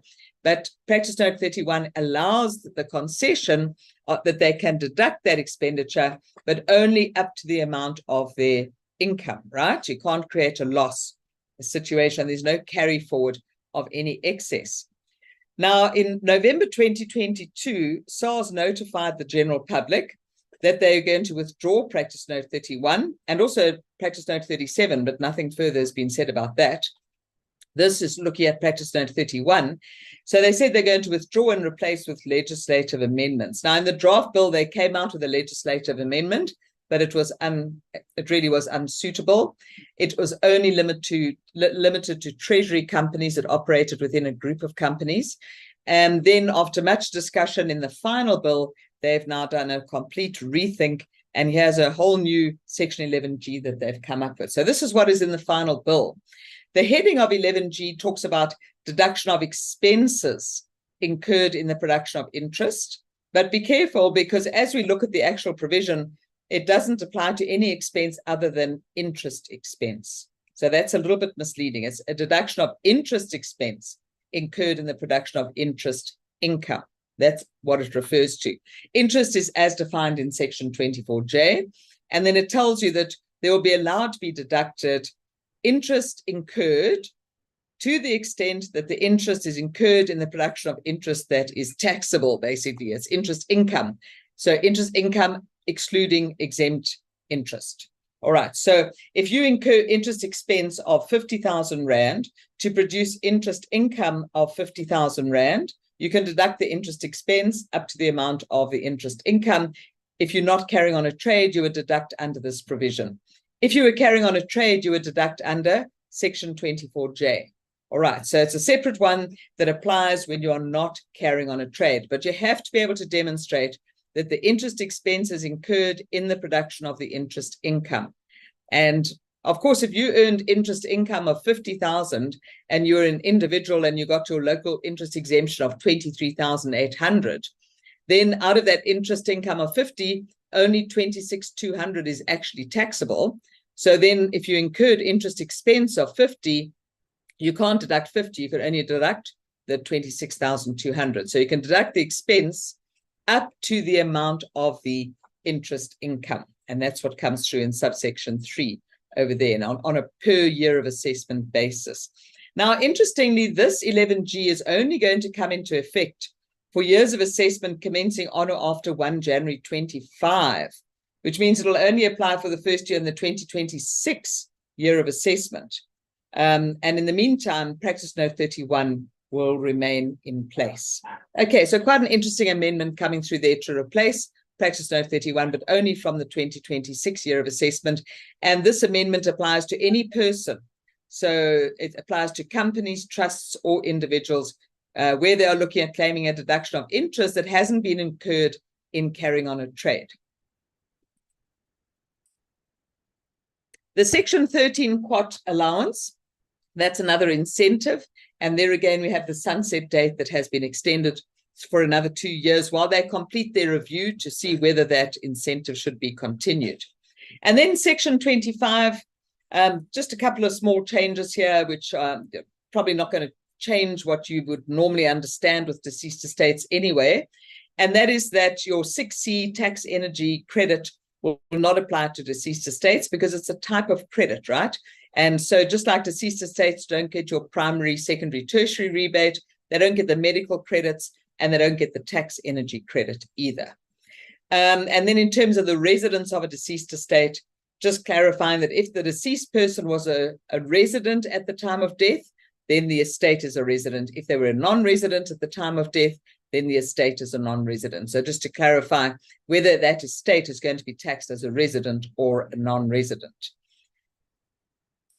Then we get on to the discussion on trusts. Now, Section 25B comprises two provisions, 25B1 and 2. Section 25B1 talks about where an amount vests in a beneficiary, and 25B2 talks about where an amount becomes vested as a result of a decision made by the trustee. So where you've got a discretionary trust and the trustees exercise their discretion and they make a distribution to the beneficiary. So at the moment, 25B, prior to this amendment, provided for a flow-through rule whenever we had basically income amounts that came into a trust and then were distributed or vested in beneficiaries in the same year of assessment. The flow-through rule provided that we don't tax those amounts in the trust, we tax them in the hands of the beneficiary.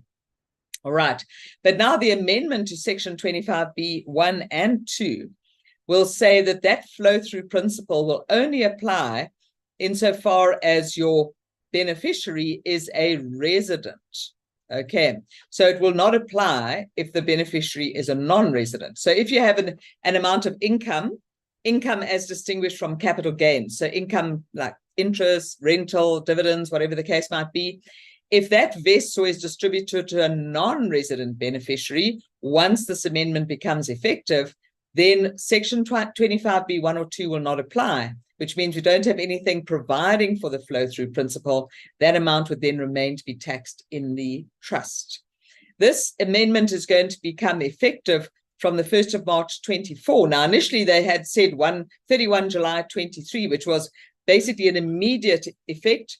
As soon as those draft bills were released for public comment, this amount was going to come into play. But now they're saying only from the 1st of March 24 and applying for any year of assessment commencing on or after that date. So it would really only apply for the 2025 year of assessment and thereafter. So they've given the explanation for this amendment in the explanatory memorandum, but it's really to bring 25B in line with what already is in paragraph 80. Paragraph 80 refers to the treatment of a capital gain that arises in a trust and is then distributed or vests in a beneficiary. And it only creates that kind of flow-through principle if the beneficiary is a resident. Paragraph 80 only applies where the beneficiary is a resident. And so we see the same thing happening. So that same treatment now being brought into Section 25B.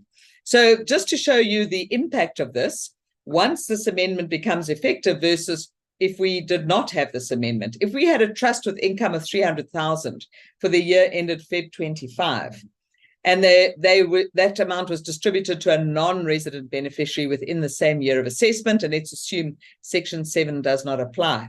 If we operated according to the current rules, that 300,000 may be taxed in that non-resident beneficiary. If it was taxed according to the South African tax tables applicable to a natural person, you would have tax of sort of 59,000 Rand on that amount.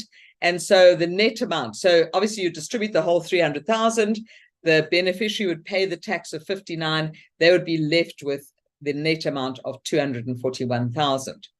But once this amendment comes into effect, so the same set of facts for the 2025 year of assessment when this amendment will have effect, that 300,000 may well be, you might have the trustees who say we're going to distribute all of this income to the non-resident beneficiary. Well, the thing is that because it's a distribution to a non-resident beneficiary, the flow through is not going to happen. So the 300,000 will be taxed in the trust first, and that will be at the trust tax rate of 45%, amounting to tax of 135,000. And so the trust would only have available out of that income an amount of 165,000, which would then be a distribution to the non-resident beneficiary, and that would be a capital distribution, an after-tax distribution. And so presumably it would not be taxed in the hands of the beneficiary, but it will be taxed in the hands of the trust. And of course, the trust here has a higher tax rate, depending on the situation, but most times the trust would have the higher tax rate because we tax at 45% from the first rand of taxable income. Now, let me go to the question I saw here. I just saw the word trust, so I decided to just keep it on hold. It says, if a non-resident beneficiary of a South African trust earns interest from the trust, where the interest was earned from bank deposits, is withholding tax on interest applicable? I think that's getting a little bit beyond where we are, what we're actually referring to here. And I don't want to get into the technicalities of the withholding tax on interest. I'd have to look into that. That's quite a technical question. So I'm afraid it doesn't relate specifically to what we're referring to here. I wouldn't be able to just answer it on the fly. And I don't really want to get into advisory type questions. Okay, for someone changing residence in the tax year, how many tax returns? Okay, so going forward, because currently SARS has still dealt with one tax return, even though technically you had 2 years of assessment, but it should be, and it looks like SARS will be amending their systems to have more than one tax return. So one, for that year, in my example, that ended at the end of October, taxed as a resident, and then the other one. But currently, you still have one tax return that covers the 2 years of assessment. And then in the case of an expat who has a tax-free amount of 1.25, that's under section 10102, would his RA contributions need to be apportioned? Yeah, so his RA contributions, yes, effectively it would have to be, because, that is the normal treatment when you have an amount of a deduction that relates to partly to taxable and partly to exempt income. So yes, answer is yes, you'd have to apportion that. What would be the tax effect? And I'm assuming, John, that it's just his contributions. We're not talking about the employer making contributions. It's his contributions to an RA. Sam says, what would the tax effect be if the South African resident beneficiary receives a distribution from a foreign trust? Oh gosh, Sam, this is getting very complicated now. Okay, South African resident gets a distribution from a foreign trust in a foreign jurisdiction. The distribution is fully taxed in the hands of the beneficiary. Well, yes, depending on the nature of that distribution, because it depends, if I look at South African tax law relating to trusts, if, for example, you had a trust that received an amount of income, just even under the current rules, it didn't distribute that income, and so it got taxed in the hands of the trust in that year, that amount then becomes a capital amount that has already been taxed. And if that then gets distributed to the beneficiary, it's not going to be taxed in the beneficiary again. All right, whereas compare that to an amount of income that flows through the trust, because it's all in the same year, gets taxed in the hands of the beneficiary. So I wouldn't be able to say just from the information you've given me, because I don't know whether that amount has been taxed in the trust or not. Now, Ian says, does this relate to interest paid? Okay, Ian, it's always difficult. I'm not quite sure what you're relating this to. Interest paid to a non-resident beneficiary on this is talking about distributions of income that would be subject to section 25B. Interest that's paid to a beneficiary on his loan account is not really a section 25B issue. All right. Okay, so those are the questions up until now. Let's then go on. Just another amendment is section 25E. Well, this is going to have limited application, but if you did have a foreign company that had contributed tax capital in foreign currency, we've now got a new translation rule that will translate that through to rands. VAT amendments, there's just two that I'm really going to speak to this afternoon. The one deals with the temporary letting of residential property, section 18D, and that's just an amendment to a previous amendment. So we had section 18D that came into the VAT Act a couple of years ago, and now they've realized that some of the wording is a little bit problematic, or maybe there's an element that was a bit unclear, and they have now passed certain amendments to clarify that. So 18D talks about when you've got a property developer who's claimed input tax, and then he's planning to sell the residential property that he has developed, but then he ends into a temporary rental. So just to tide him over from a cash perspective, he rents out a property, and the rental must be not more than 12 months to qualify as being a temporary rental. Then that will trigger not a full 18.1 adjustment, but just this kind of interim section 18D adjustment. And the difference is that when it's an 18D adjustment, when you enter into the rental, you're now renting residential property, which is an exempt supply. You've claimed your input tax on the development of that property on the basis that you're going to apply that property in making a taxable supply. But because this is just a temporary rental situation, you don't have to raise output tax on the full market value of the property. Your value of supply here is adjusted cost as per section 1029. But adjusted cost previously just referred to the cost of construction and so on. It didn't refer to the cost of land. Now they're amending that to include the cost of land and improvements. But this will only become effective, this amendment, which I think is a bit unfortunate. I don't know why they didn't just backdate this to the original amendment. But this amendment, including the cost of land, only comes in from the 1st of April 2024. Another aspect is if you enter into this temporary rental and then sometime you then actually have a permanent change in your intention with regards to this property. If you have a permanent change with intention, that's going to trigger a full section 18.1 adjustment. And that means that you have to have a deemed supply. The value is then the full market value of the asset, not just the adjusted cost, which basically just reverses your previous input tax. So this full market value adjustment, at what point would that happen? And this amendment here clarifies the date of that change of use adjustment.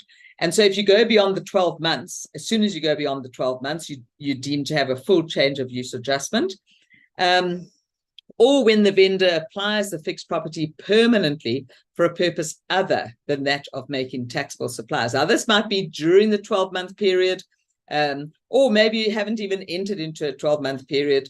You're planning to, but you would only get into 18D if you've actually started to use the property under this temporary letting situation. So it would assume that you have embarked on a lease agreement that's not longer than 12 months. But at some stage, maybe before you hit that 12-month, you actually decide that actually you quite like being a landlord and you're going to keep renting out this property indefinitely, or maybe you're going to start using the property yourself for your private purposes. So it's no longer used for making a taxable supply. That's as soon as that change of decision happens, that triggers a full change of use, and then you switch into the section 18.1 adjustment.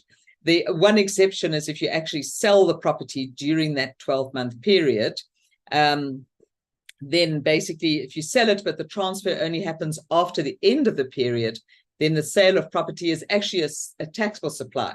So you've got an actual sale of property, you're not going to do the 18.1 adjustment. All right, so those are amendments around the temporary letting of residential property.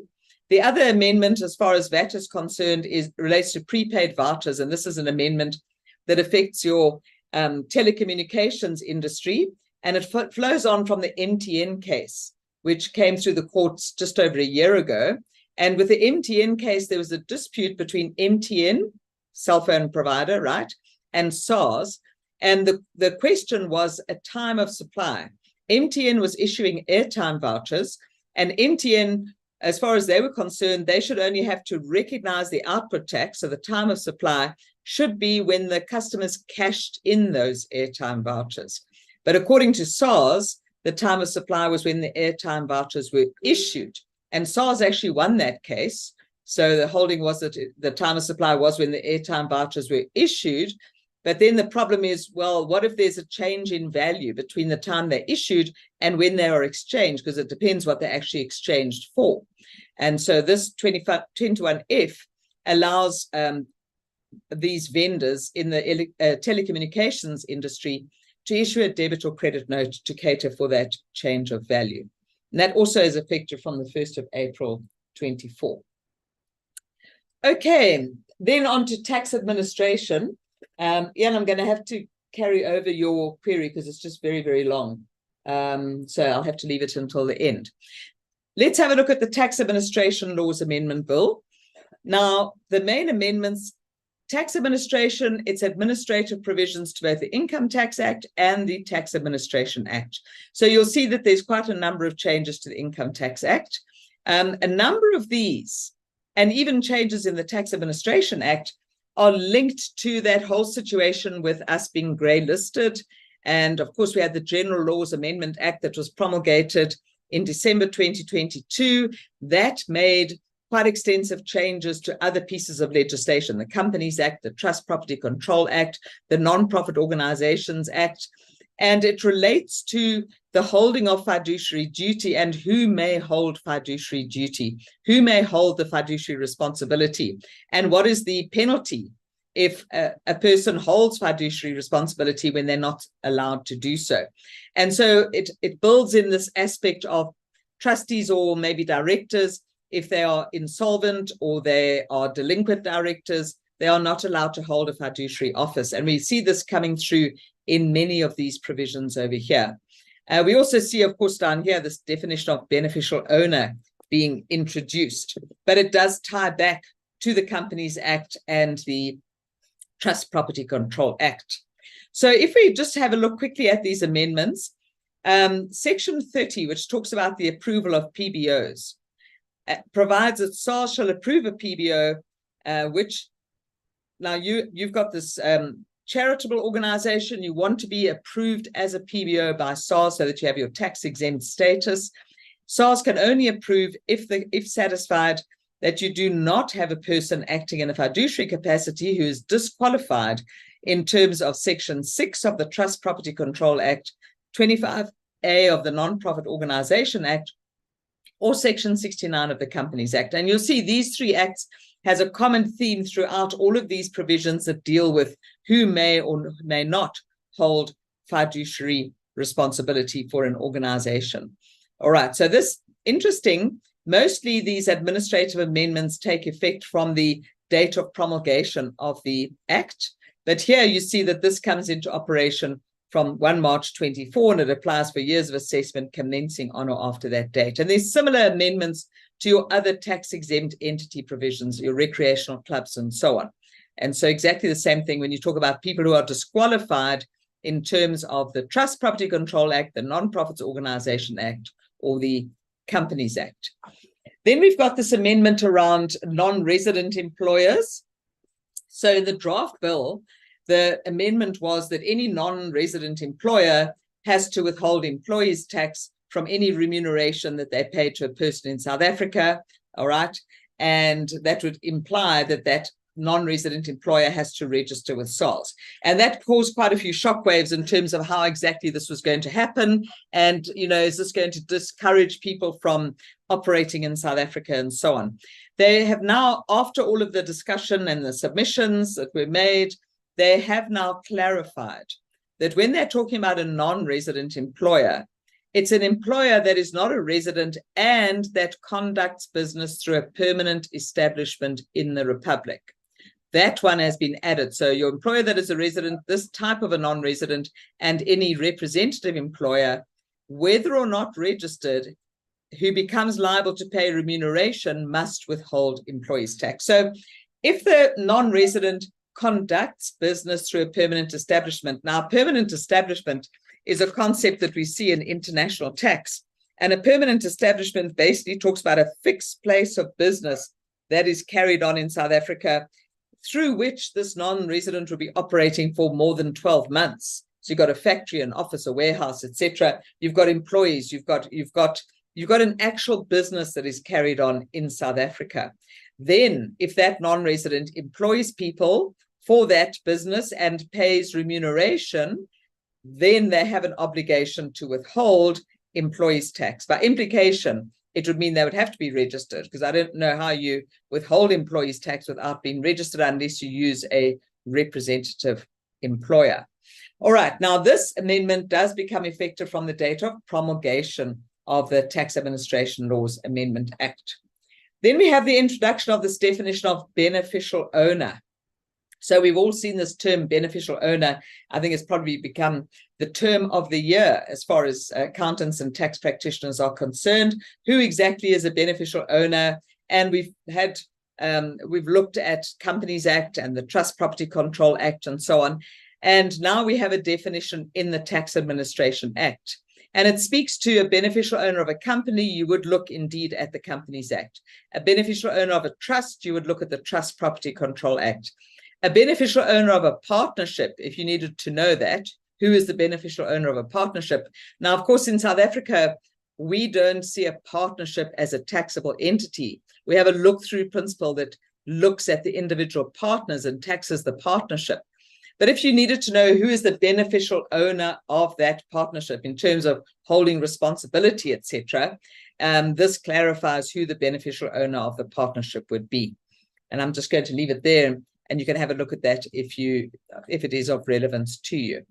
Now, Section 246 of the Tax Administration Act, when we talk about appointing a public officer, we all know every company has to appoint a public officer.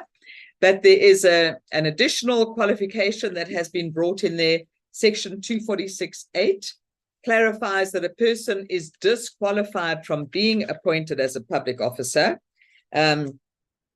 if they are disqualified in terms of the Trust Property Control Act, the Non-Profit Organizations Act, or the Companies Act. So you see here again, those three pieces of legislation, same provisions, etc. If they are disqualified, they cannot be appointed as a public officer under this section. Right, so that sort of brings to a conclusion the main administrative provisions I wanted to talk about. We're almost at the end. I'm just going to very quickly touch on what tax judgments came through the courts this year, and I'm not really going to speak to these in any amount of detail. But just to highlight, as far as the Constitutional Court was concerned, we had 3 cases that came through there. I think that's a record of how many tax cases came through the Constitutional Court in a year. Granted, all of these cases do deal with questions of some element of constitutionality. So here, Arena Holdings, we're looking at the confidentiality of taxpayer information. The duty-free shops cases, and here it's actually 3 in 1, 3 duty-free shops and SARS, and they consolidated that all into one case, looking at the constitutionality of certain amendments and how those amendments were affected. So, you know, was that constitutional? And then we had the case of Sasol Chevron, which dealt with an application for a PAJA review. And there the question was whether there should have been a condonation where Sasol Chevron had submitted their application late. They wanted a review, but they went beyond the 180-day period that is allowed in terms of PAJA. And unfortunately, they were unsuccessful there. All right, so those are kind of all constitutional aspects, more so the first 2 than the last. But when we look at the SCA, we also see a lot of Tax Administration Act featuring in the cases that came through the SCA. So the Coronation Fund case, that's the one I alluded to earlier with the controlled foreign company. They had an Irish subsidiary. They had claimed that they were eligible for the Foreign Business Establishment exemption so that they would not have to apply Section 9D. SARS disagreed. When it went to the SCA, SARS was successful in this case. And it's a massive tax case because I think Coronation is sitting with a tax bill of around R1 billion. And the potential loss had a very negative impact on their share price as well. So the shareholders have also lost out as a result of this. So this is a case that has been taken on appeal to the Constitutional Court.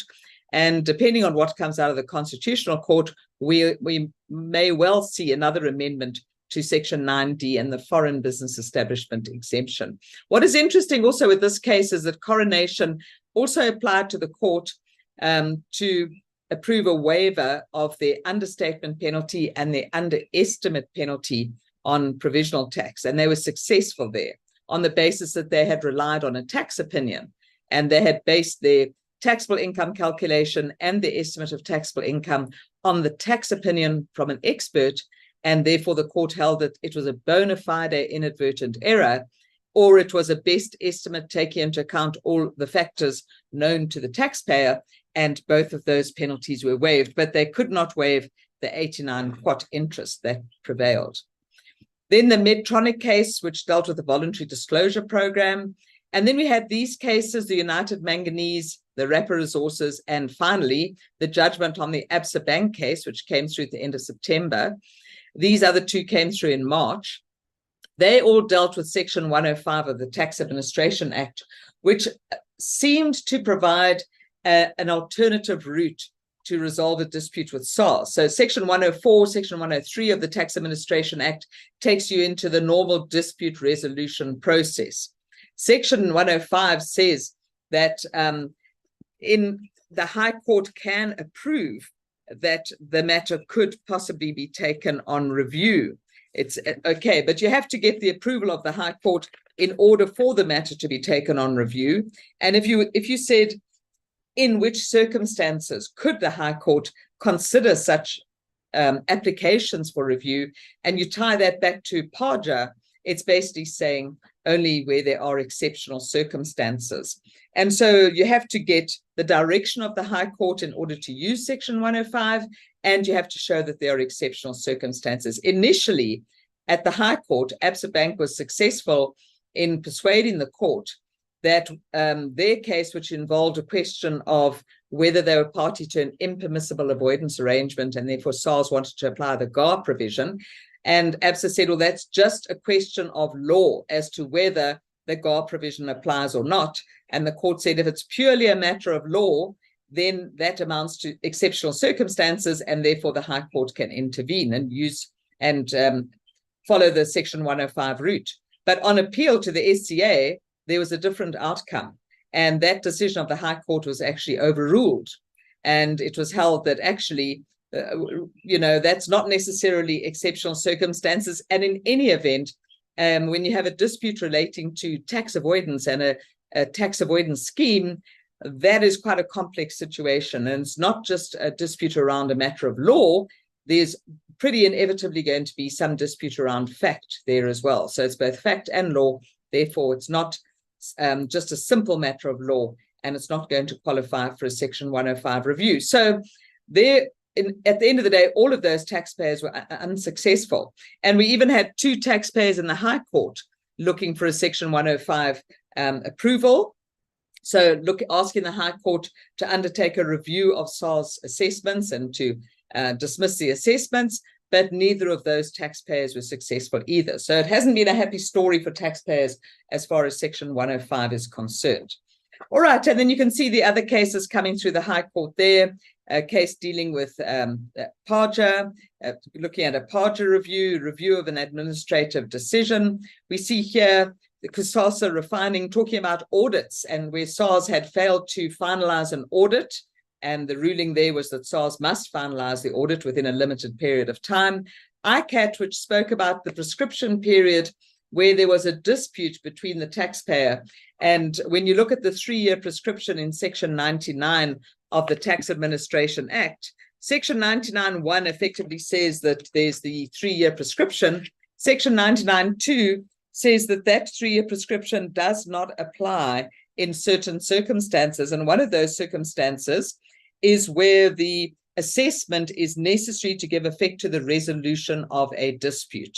All right, and in this case, it related to a resolution of a dispute. It is quite a contentious judgment, but let me just leave it there, that the court held that because it was the resolution of a dispute under Chapter 9, the prescription period didn't apply. Here, it was to the taxpayer's advantage because they wanted a reduced assessment. And SARS had said they can't do that because 3 years had passed, that it was in the taxpayer's interest that they should be able to reduce the assessment after the 3-year period. SARS versus M, also talking about Section 99 prescription, but this time going against the taxpayer because SARS wanted to raise an additional assessment. And the taxpayer argued that more than 3 years had passed, that here the exclusion to the prescription rule in Section 99(2)(a), where the assessment raised by SARS was not correct because of fraud, misrepresentation, or non-disclosure of material facts. And here the taxpayer had not disclosed all the information necessary for SARS. So there was non-disclosure, misrepresentation, and therefore the prescription period fell away. With CNDISA, it involved the value of assets used for the 11E allowance. And that, of course, talks about the amount by which the value of an asset has reduced by reason of wear and tear. There was a dispute here around the value of the assets because the taxpayer had acquired these assets from a connected person. So we should be working on the market value of the asset. And the thing is that the taxpayer did not have sufficient records to document that the values that they had reflected were accurate in terms of true market value. So they hadn't discharged the onus upon them. And for that reason, they actually lost the whole allowance.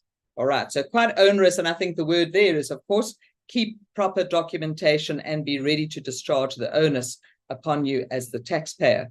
The Lance Dixon case, that was a waiver of an understatement penalty, and an interesting one because the taxpayer was successful here in getting the understatement penalty completely waived because SARS had not discharged their onus, the onus on them also under Section 102, that they have to prove the behavior that gave rise to the penalty percentage that they used. Now, they used 25%, which is basically the penalty percentage that you use for failure to take reasonable care and skill. But actually, the reason, the behavior that gave rise to the understatement was actually no reasonable grounds for a tax position. All right, so when it came to the question of SARS, did you discharge the onus upon you to show no reasonable care not taken? The answer was no, because they were proving no reasonable grounds, but actually it was the wrong grounds. It didn't match the percentage. So there, the whole understatement penalty was waived. And in the Virgin Mobile case, here dealing with the dispute process and talking about time limits, and I know one of the big problems always with tax practitioners is the failure of SARS in many cases to comply with the deadlines that are set out in the rules relating to the dispute resolution process. So here, SARS had failed to meet the deadline. It had gone through to the appeal phase. The taxpayer had lodged the appeal. SARS is supposed to respond with a Rule 31 statement within 45 days. They missed the deadline after many months. The taxpayer applied or put SARS on notice that they were going to apply for a default judgment. Then SARS provided the Rule 31 statement, but they never explained their late submission or applied for condonation. And so it was held that they were still in default, and therefore the default judgment was granted. Okay, so those are the main cases that came through the courts this year. And then just the SARS documents, which I have listed there for you. I think just to highlight that as we go into these SARS documents, I'm going to just jump through here. Just one point I want to alert you to, and that is under these public notices. The notice issued in June that sets out returns of information to be submitted by third parties.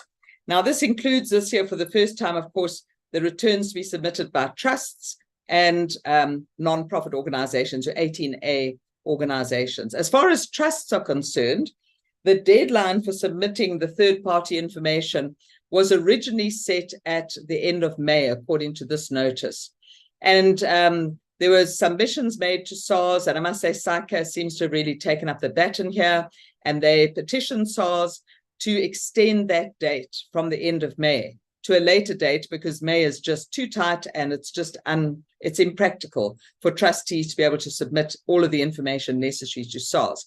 So that date has now been pushed out in this amended notice, Notice 4051, dated the 10th of November, and that's now been pushed out to the end of September for trusts. Okay, so for the year ended end of February, by the end of September, trustees have to submit the IT3T return listing the information required to be submitted by trusts. So the first one will have to be submitted by the end of September 2024. Okay, so that brings me to the end. The rest of that is just for your information.